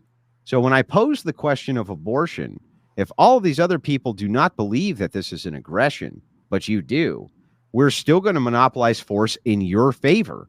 You still believe your worldview is superior and that they're doing X thing wrong. And so therefore force is okay to use in order to get them to stop doing that thing. So in Christian communities that are tackling this particular issue, they're doing it quite successfully, and they have very low levels of abortion, even though their only means of tackling it is shunning and moving away. Now, in libertarian law, there are much stronger. Which communities? I'll go into specifics in a moment. I'm talking about the Amish and the Mennonites specifically. Yeah, But- you mean this highly centralized authority that if you're shunned from, you have no operating 21st century Well, skills. are the So you have Amish no way expanding? to, yeah, so that you Yes, they have are. no way whatsoever to make ends meet absent that community. Correct. I get all of it that. is fine. All of Hey, it is I fine love that. I love that. because all of it is fine because Welcome but to listen Christian how it's libertarianism. structured. Yes, listen how it's That's not structured. Christian libertarianism. Yes, it is. No, it's not. What it is a force, a centralized force that has excommunicable power. Sure. If you have a centralized force which has excommunicable power, if those people want to come back to the community, you can use force. Yes? But the problem is when you use the word centralized to describe a Amish community, It and is the centralized. then same word to describe Washington D.C. or the United Nations, you are using that word to cover a wide swath of very different things. It's Like, you no. cannot say, well, It's they're just both it's just centralized micro. power. It's just micro versus macro. It is. They're both just centralized power. Yes, they are. But there's a huge difference between the micro local example of locally. Yeah, except the centralized Amish power. are expanding, and That's they will not the difference. expand until they take over everything if they Is it can. the Amish mafia? Are they flooding cities and forcing everyone to Yes. become Amish? Yeah, you think that Kaz doesn't know One this? moment. Yes, of course they are. They are, but the Amish are doing so not there. There's justified. I don't care about force. I'm perfectly fine with throwing certain people off of certain vehicles, right? But as a proper libertarian, Yeah, would. but Kaz, I will point this out. but Rachel it has Rachel to be points balanced out that this is economics. a continuum fallacy. It This has to is be- actually a continuum fallacy. It's not. It Saying is that we justified. cannot make the determination of when something goes from the micro to the macro, right? I You're don't claiming. use that. I Okay, don't. go I ahead. don't claim that. All right, I go ahead. claim that the difference is specifically here's the equivocation. What the Amish are saying: you may not use our body as a heretic. If you commit heresy within our society, then we Yeah. don't have to sell you, we don't have to trade with you, and you lose the means of survival because we deny ourselves to you. It's Right. a completely different system where you enslave yourself to a people, and they say, no.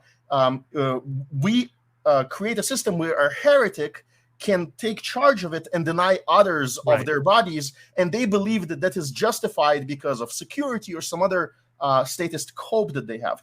That is the test you're seeking. Who is denying who? It's perfectly fine to have Amish, but hang on. It's perfectly fine for people to say, I pled my territory. I give up my territory. I give up a contract where Andrew will be the king in our covenant community. That's perfectly fine. Here's to your do. flaw. Here's your flaw with your argumentation is that the Amish bank on the English enforcing their law on their behalf.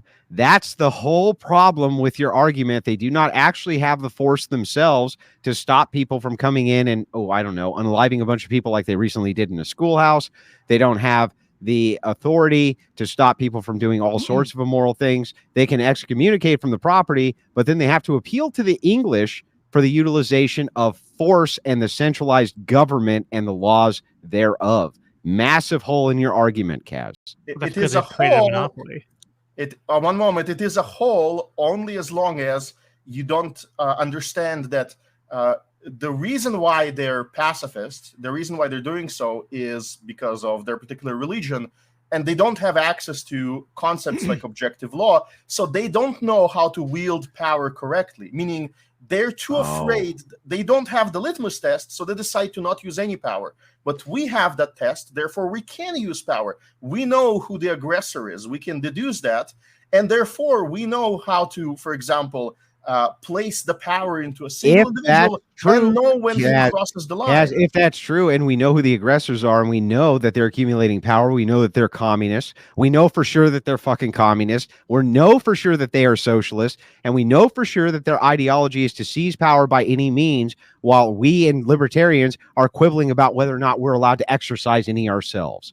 No, we are allowed to exercise power, and this is the main mistake of all the call-ins. They miss their conception is that they have to justify self-enslavement to this boomer truth regime that they have in their mind, to the American flag and all the other tropes, because they don't understand that there's an alternative, that there could be a society where they could be competing power groups, where Andrew is not the only orthodox leader, where you have a little bit of a hedge, where if Andrew goes corrupt, there's Jay Dyer. If Jay Dyer goes corrupt, there's. But isn't that what we have now? There's Patrick. That's what you have now. And what I'm telling you is that what we're trying to convey is that people need to understand the test, when to know that you've crossed the line. I know that you don't cross the line, but the people in your chat, I don't believe that they're educated enough to know when you might be tempted to cross the line. You're not tempted yet, which is great. But when you gain real power, you will be. So what will hold you back? What will hold you back religion. Is if enough of, not just religion, but if enough, no, sorry, but historically, religion has been very good at slowing things down, at moderating things. So is atheism. But it wasn't perfect. And in order to improve on it, you need to have some kind of a standard. That's the only thing we're bringing in. Yeah, but the standard which people will apply to hold me accountable will be the lack of the religious values which I espouse. That will be their standard. Otherwise, what would they be appealing to hold me to account to begin with, Kaz? Well, two things.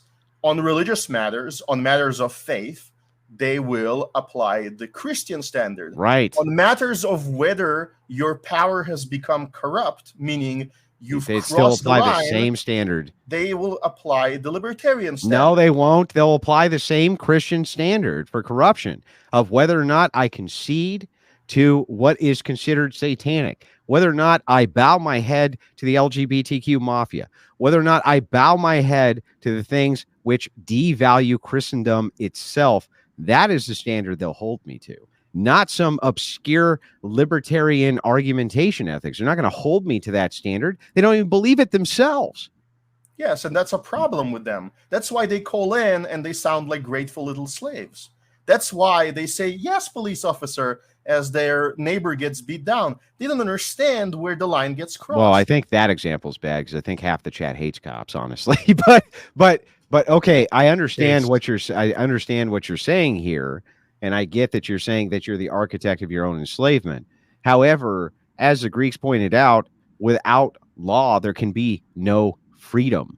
When you're talking about law, and we get into this gray area of whose perspective of law do we follow for this principle of non-aggression? He says Christian ethics, but yet at the same time will allow people to do things which violate that ethical standard, which he will impose on others.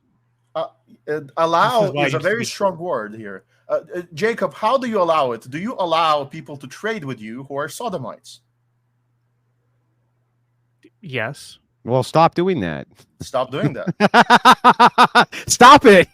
I mean, anyway, insofar as I'm not. Well, hold on. Kaz, Like, I don't ask every person who I transact with if they're a sodomite. Before yeah, I know, but that would be irrational to do. That would not be rational.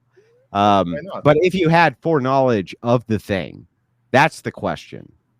Yeah, you have the tool within libertarianism. You can exclude from your own property. And as a Christian, you ought exclude. That's where the ought comes in. Right. Now, I'm only here to talk about the option. Like, I might choose not to exclude. I might choose to exclude. Well, yeah. I mean, you because can I'm not use a covenant Christian. communities and private law to exclude a whole slew of things, and I have no problem with that. Just last question, Jacob. Very quickly, Kaz. Is libertarian law objective? I would say it is. Good. At least we're there.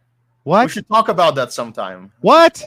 Okay, yeah, you guys should get together. Casimir, thank you for the call, and I gave you more speaking time than anybody else. You can't ever say that I don't favor my buddy Kaz. I do. I always have.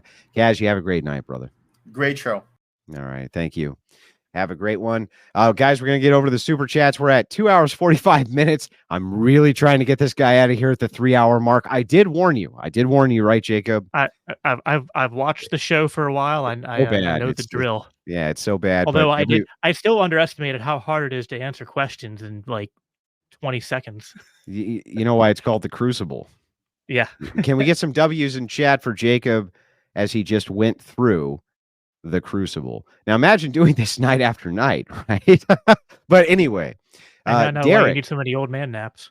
That's right. Need old man naps. That's correct. Derek LaRue sends in $10. Just want to show support for the stream. Appreciate that. Legendary CEO sends in $50. Glad that he's a legendary CEO and can afford to do that. Just showing support for the stream. Dane Snyder, Jacob cannot speak to what libertarians believe because nonconformity and high fences are inherent to libertarianism. No two libertarians agree on enough to say libertarians agree. Very quickly.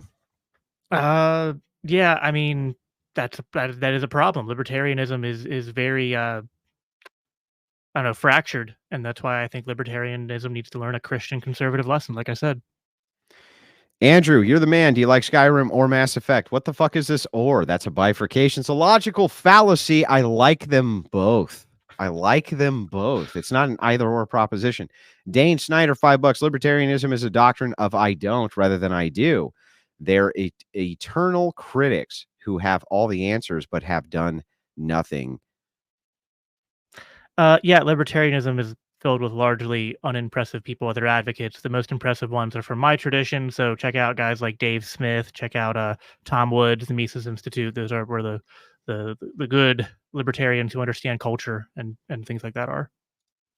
Tagua for $5 says, I'm Orthodox, but agree that calling all non-Orthodox marriages degenerate isn't supported by either scripture or tradition. It actually is supported by tradition, and it's supported by scripture. But the thing is we weren't able to get into it. Yeah, we however, do that again at some point. Yeah, we do. But specifically, this criticism is about state marriage in the United States. That was the context myself and Chen were speaking about. Well, not I that agree there could with be, divorcing, not that there could be a reflection of some type of mirroring of Christianity, which would be better than some alternative from a consequentialist point of view, but you're still creating another category. And this has actually been a debate within the Orthodox sphere for a long time. Most Christian spheres, in fact, is what we want to prescribe. Do we want to prescribe to the other category? Sarcastic Warlock for $5 says, I run my house as a fascist dictator and thinking of a family governed through principles or lack thereof of libertarianism gives me the chills. Did you want to respond to that? I mean, in my decentralized approach, yeah, the more local you are, the more fascistic you should be. Yeah. Well, by the way, Sarcastic Warlock, long-time Crucible contributor, good friend of the show. Appreciate the super chat very much. Tag Hua for $5 says, you will hear a single quote from the Lord Action and build your entire political ideology on it. No, there's plenty of things again, actually, I have libertarian friends of mine who texted me who were like, I can't believe you cucked on this point. But like, again, I predicted that because I don't make the Christian nationalists happy or the Christian libertarians happy. Ben George for $100. Huge $100 dono. Get the W's in chat for that. You can argue which systems of centralized power are better or worse, but in the end, you're only arguing the morality of the people in power over other people. Are there many bad systems or many bad people? This is to the heart of this question, Jacob. Yeah, I don't know if I quite. There are many bad. Yeah, I mean, there's no. I mean, I think sometimes the issue I have is that people will engage in like a nirvana fallacy where they're just like, why doesn't your system solve every possible conceivable problem? It's like, well, no system solves every possible conceivable problem. Well, I think they can Let's solve talk the about problem of trade-offs. fucking goats, Jacob. I think some systems can at least solve that problem. Is Yeah, that the but nirvana fallacy that I say that people shouldn't fuck goats and I'll stop them with force? Am I really engaging in a nirvana fallacy, Jacob? Like, do you no, honestly I believe think that? I know. Again, I think I told you I wasn't dying on that hill. But like, if listen, if all you were saying is let's enforce property rights and not let people fuck goats, then we wouldn't have much to disagree with. It's some of the other stuff that becomes problematic. But it's nirvana to stop my brother from terminating himself because he does not own himself. To me, it just seems like endless kind of the internal critique is just endless contradictions from my perspective. But then I guess I need to know, like, I need to know the consistent standard from your perspective in terms of like where do you draw the line, and like what, like, is all nonviolent sin, is all sin open for the government to legislate and to try to use force to stop? And if not, where is the line on your worldview to say, oh, we can use force? It would have stop to these comport things, with but not others? rationality. It would have to comport with rationality. And we can have a complete and total debate on what is rational versus irrational within Christian ethics. Very simple to do. And it's a rejection of the natural law. And I can demonstrate that for you, just like I demonstrated how you have a lot of inconsistent points tonight. At least I thought I was able to demonstrate that. Well, let us keep moving on with the super chats. By the way, I understand that you are at a disadvantage on an adversarial platform, but Jacob, you ran the Crucible. Thousands of people watching you live. Can you give yourself a pat on the back? Can we record you patting yourself on the back? Give yourself a pat on the back. You ran the Crucible, sir. By the way, Mitch Murphy says this whole debate is Jacob trying to convince Andrew he's not a libertarian.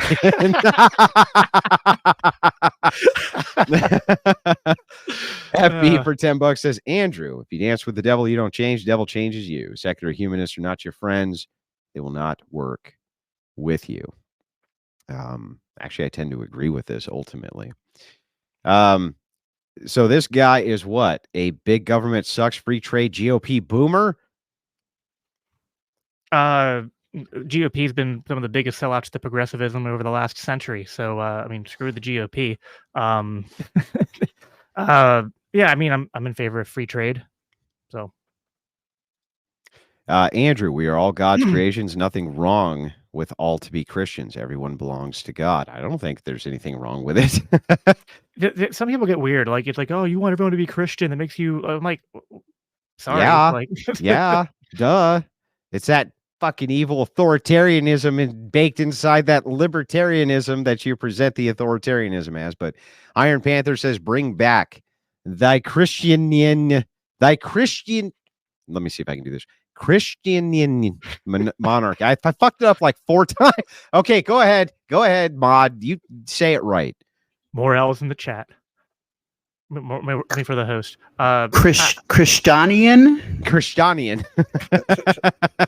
Listen, I mean, it's always compared to what, and in some ways, Christian monarchy is preferable to the neoliberal democracy You mean in all what we ways? live in today. In basically every way conceivable that you can think of, right? In a lot of ways, yeah. I Yeah, mean, I think in there a lot were of ways. some. Yeah. Okay, Ben George says There's that. instead we have California passing laws and regulations that most states eventually adopt. Right? They outsource the ideology, right? Yeah. I mean, and then you also see stuff that happened in Europe that comes here as well. So I mean, a lot of like I was listening to my pastor give a sermon the other day. I had to correct him because he was like, "Oh, all the sexual stuff came from the sexual revolution in the 60s and 70s." I said, "Yeah, but that was happening in Europe like 30, 40 years before that." So I Well, mean, actually, it was happening by Protestants long before that in their cults in the 1800s. But yeah, no, and you know this, you know it's true. By the way, grab I'm a copy of Protestant of Occult Feminism. It goes through the history of that. Talk Wooa for $10 says, does Christian libertarianism allow women voting, birth control, abortion, LGBTQ propaganda? If not, then it's not libertarian. And if so, then it's not Christian. Well, I think just like Lauren Chen and others have made arguments for how you can have, I wouldn't say like only men can vote, but you can, if you're going to have democracy, which I'm not even convinced we should have that, but if you're going to have it, you can have systems of voting that would lean heavily towards more patriarchal system. Yeah. Birth control. By the way, I feel like she lifted all of that from yours truly. I'm not going to lie. I do. I feel like it changed Chen's mind. Hopefully, I have changed yours this evening as well, at least a little bit. Jeremiah says, translation of Jacob, it would be great if God got what he explicitly prescribed, but that's unrealistic. I can see the cognitive dissonance inside of you, he says. God will get what he prescribed, but what is normative for how we are to act in pursuit of that? This one comes in from Electronics on Site. Jacob, count me into your Christian empire. Your centralized authoritarian Christian empire. He wants a seat at the table, Jacob. I had a friend text me and say, like, you're sounding like such a theocrat. Sorry. Yeah. Yeah, I bring out the best in people. Tag Woo for $5 says Christian libertarianism is as coherent as Christian Satanism. Actually, that was one of the arguments I was going to present to you for marriage. And I think we'll be able to get into that in a future debate. Again, we'll have to schedule it out. But I'd love to have you back for a follow-up so we can actually get to the Christian marriage portion of this. We'll have to schedule it out a little bit because in July, my wife's giving birth to our 5th child. So we're taking a bit of time off for that. Dude, congratulations, man. Yep. From the Wilsons to you. Send me your address so we can get the gift basket out, man. I love hearing that. That's awesome. It's too bad you're fucking Calvinist. But other than that, we're still going to send the wine. We're still going to send the wine and the cheese, right? You got to do it Dutch style. The wife is half. How about ham on bun? Can we freeze ham on bun like the Dutch do? Thaddeus says for $5, I'm late to the party, but please debate libertarianism with Eric July. Eric's a great debate. Happy to do it. $20 comes in from Pim Ors, who says, great content. Andrew 1. I'm for the tradition that protects the people against whom lust for power's sake. Power is ultimately the art of controlling other people's actions and making everyone slaves to thy will. Christianity is the tradition that protects people the best, but I think that the state subverts the church and subverts Christianity. So if we want to have strong churches and strong Christian nations, we'll need to have small, limited government. Ben George says, adding Christian to libertarianism doesn't make you a Christian. If you don't care about goats and men, you might want to drop that whole Christian part. No, I you can care. Again, those are like borderline edge cases. And what I will say that Andrew has definitely pushed me on some of those edge cases that I need to think on, but I'm not an ideologically possessed libertarian. Again, you always got to consider trade-offs. And like Andrew even said, we have to talk about what is rational. And all I was saying is like, yeah, like if something's happening out in the open, take care of it. But I'm not going to, there's reductio ad absurdums in a lot of different directions there. That's not a reductio ad absurdum to say that men practice bestiality, and they do, and that we ought to stop and prevent them from doing so. How's that a reductio ad absurdum? Well, it's the prevent part. It's like, what are you going to do to what end? We're going to throw their fucking asses in prison. We're going to throw them in fucking prison. Well, what do you mean? That's a great preventer. Preventing. Yes, it is a preventer. Are you saying that if we made abortion illegal tomorrow, that would not prevent abortions? Oh, are you really saying that? No, that would no. So yeah, there's a prevention and Okay. deterrency. Sure. Yeah, that would help prevent. Come on. That's ridiculous. Wicked Wally $5 says it's supposed to be a mountain goat, not a mount a goat. Just wanted to ram that one home. Quite the dad joke from Mr. Wicked Wally. $10 comes in from Tag Hua, who says, Jacob, do you have a relatively high percentage of Ashkenazi DNA by any chance? Russian Jew is my ancestry. Winograd's actually, I think, grape in Russian. So yeah, my great grandfather came over here from it's like Pole Russia, but yeah, like Ashkenazi Okay. Jew. Well, unlike many, that's not a thing I give a flying fuck about. But there I'm are also people who care. I'm super critical of Zionism and the state of Israel. Yeah, so, I don't want to even get into any of that. We're not getting in. We're not touching on any of that, sir. Chris Bren for $10 says, Tagua, a Christian does not care about DNA. I agree with this. So this is a critical actual point that I make all the time. What did Christ say to those who were the seed of Abraham? I totally agree with this, though I understand some of the argument. I'm sure you do too, Jacob. Tagua says, why is it so different to prevent suicide versus sodomy? Both send you to hell. Yeah, this is a good point. Can you use force to prevent anything that can send somebody to hell? Because then at that point, your standard is you can use force to prevent every sin. That would not comport with rationality. And if you read the writings of Paul, he was very specific that sexual sin in particular, as it is a sin against yourself, is a brutal sin. It is something which should be deterred even within the law. I mean, this has been laid out very clearly biblically. But however, I think that saying that we would give the same punishment to someone who stole a penny is absurd. That's irrational, right? That's not rational thinking.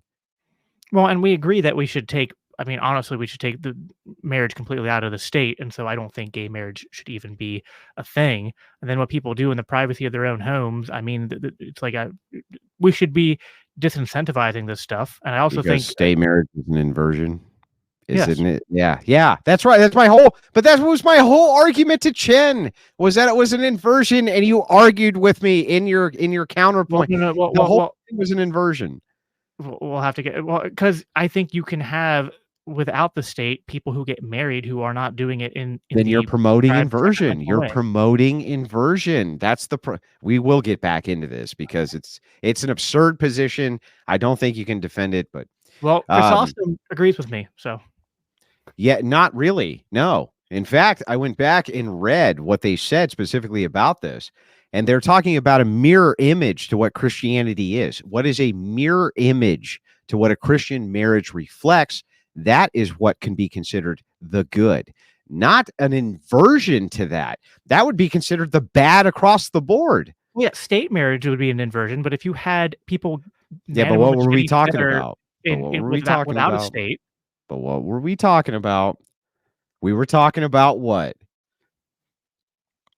We were talking about state marriage, bro. Oh, but Come then on. she was talking about secular marriage, which I guess doesn't. That have was to be when we said secular marriage in the United States. What are we talking about? If you're talking about specifically just the state having a the ability to issue marriage licenses, then yeah, I would agree with you. It's an inversion, right? And she agreed. She understood instantly. When we were making the reference of secular marriage, we were talking specifically in the term of you prescribing state marriage in the United States. She knew it. That's why she changed her position. That's why your criticism was bad. Your criticism across the board on that was bad. It was not a good criticism. It might have been a misunderstanding on my part. I thought you were also closing off that if there's any union of a man and woman that's monogamous, man and female, if the state wasn't prescribing it, but they didn't do it sacramentally through the church, I thought you were also calling that degeneracy. I still think that would be a promotion of degeneracy that ought not be prescribed by you or I. You would never make such a prescription to your atheist friends, would you? Or would you, just because you think that it might gain you, a Christian, perhaps? I mean, homily 12 on Colossians, Chrysostom basically says that, yeah, like marriage is given even to not limited to Christians, and that this helps regulate their passions, promote them coming towards the Christian worldview. Yeah, but Homily 12 on Colossians. this has no reflection on modernity and what is considered a modern monogamous relate. Yeah, we're gonna get back into this, We'll dude. get into This this. fucking that's it's a ridiculous stance. I'm not gonna lie. Tag who for $5 says, if this is an uphill battle for Andrew, I hate to see a downhill one. $10 says, Andrew, Chancellor Palpatine is evil. Anytime you want to do that debate, we can do that debate. Ben George says, so how do we pay for war? Taxes, which are taken by force ultimately. That's true. So libertarians are divided into minarchist and anarchist, and true, the consistent position would be taxation is theft and shouldn't be funded at all. There are people like Hoppe, Bob Murphy, and others who have written about the private production of defense, so it's theoretically possible to construct a military defense without taxation. Would I make the perfect the enemy of the good if there was a Very legitimate quick, bro. cause for Very war? quick. Sorry. Yeah. Unconventional man. He's a big fan of the Crucible, and we're a big fan of his work as well, though he disagrees with me on libertarian principles. Says, Andrew, I took exception with I want moral people in power. The data is clear that power corrupts and people can't handle power. Yet you're saying, let's give these groups of people power to deal with that. LMFAO, come on. Actually, this is not a contradiction, because you can look at studies in modernity and claim in modernity that you can look at power structures which have been corrupted. That does not mean that that is a historic truth. There have been phenomenal kings who have not been corrupted by their power. Ace Fecto for $10 says nothing, just wants to support the channel. Appreciate that. Jacob, if by your own admission, says S Dude, from Andrew's inquiry that ideally there shouldn't be a separation of church and state, how exactly is this a libertarian view? So if people mean a separation of church and state, as in just that the church as a governing body should not be the civil magistrate, then I agree that those should not be the same thing. Those are different Why not? spheres. Ecclesiastical authority can govern law. Again, I just think these are different types of authority that God is. What about the Amish? I mean, there's things about the Amish I like, but I think that there is a difference between, and it gets a little blurry, I guess, when you get down to like a really local, granular level. But and I think churches should be. I don't mean macro, though, right? Well, again, I don't think that separation of church and state should mean that Christians should not be part of government. I don't think that means that the church shouldn't have an influence on what government does. It should. These spheres should interact with each other, and actually you need a Christian society and a church to hold governing institutions accountable so that they're actually enforcing like what is good rather than what is evil. $20 comes in from Department of Numismatics, and he says, Mr. Boulay. That is Mr. Boulay, the one and only. Great debate, fellas. Jacob, if you were locked in a 10 by 10 room without escape, who would you rather be stuck with, Andrew or a stack of pineapple pizzas or a bear? This is the most legitimate question I've heard all night. Well, maybe I can use the pineapple pizzas if they're hot enough to defend myself from Andrew, who is clearly given into degeneracy by coming in with a stack of pineapple pizzas. This is ridiculous. Yeah, it's ridiculous. The pineapple pizza thing is it's so over the fucking top. Next thing you're gonna say that this is gonna be an Australian bear, like those are real. Yeah. I mean, that's fair. That's fair. Guys, I'm sorry, we're way over the 3-hour mark. We had a few more chats which came in. I just wanted to get to the ones that obviously they send in some more cash. I wish I could do better than that. We're running behind on time because of callers. I never get this perfect. I'm blaming the moderator. I'm supposed to allocate blame effectively. So welcome to the dark side, Jacob. It would be good to have more on the side of reason and virtue. Are you joining us, Jacob? Can we count on you, Jacob?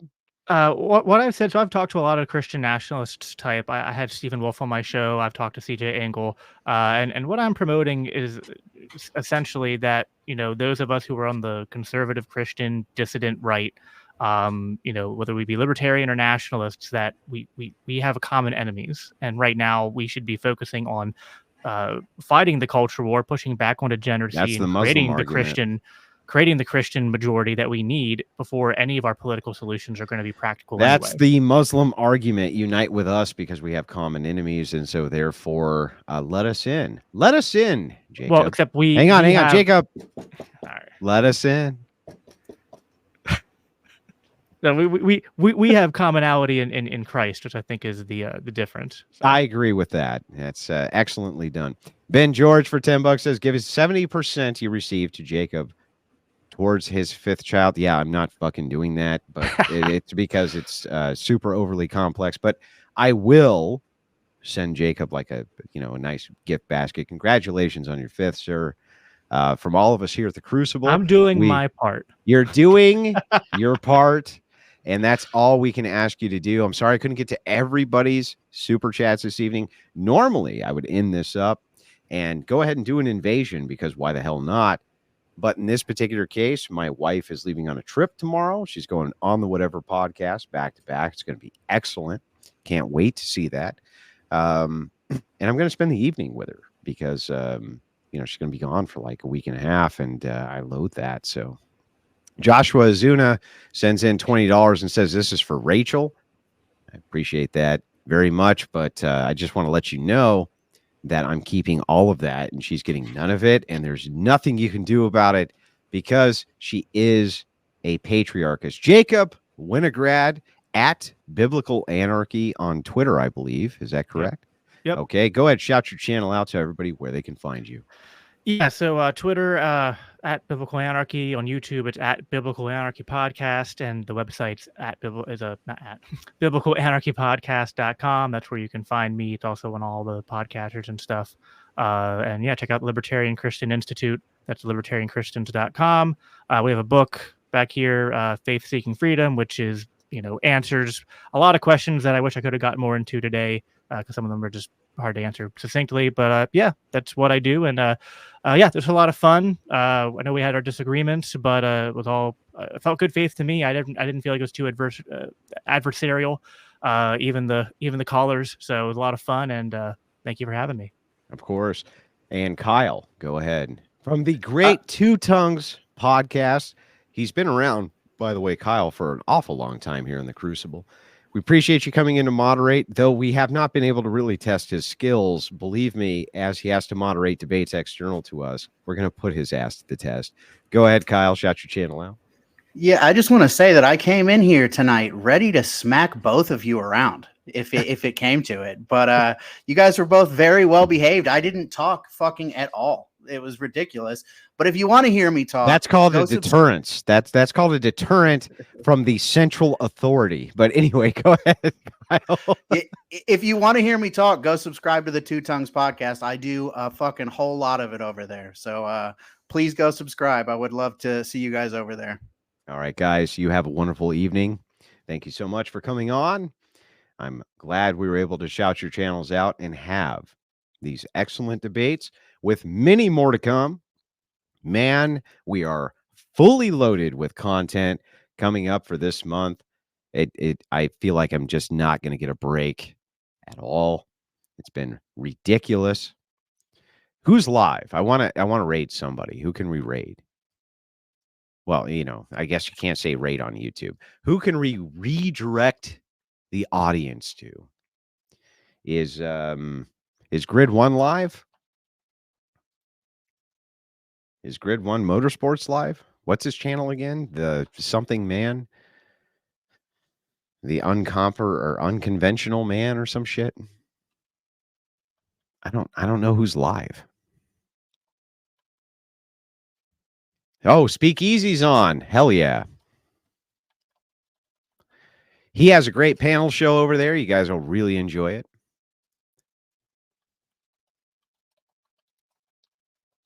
I enjoy going on there myself. I do it quite often. Now, if I can just find his fucking channel, we'll be in good shape. YouTube never makes anything easy, What's the damn channel called? Escape? Is it Escape from Speakeasy? Fucking stupid ass channel names these guys got. Is his panel called Monday Mania? Is it called Monday Mania? Can someone go check with Speakeasy and see if it's called Monday Mania? I just want to make sure. Hang on. Well, you know what? I'll just fucking check. Hang on.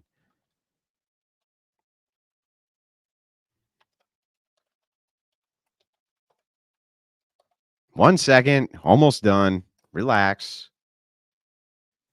It is. It's the Monday Mania panel takeover. We are going to redirect all of you over there. From all of us here at the Crucible to all of you out there in Crucible land.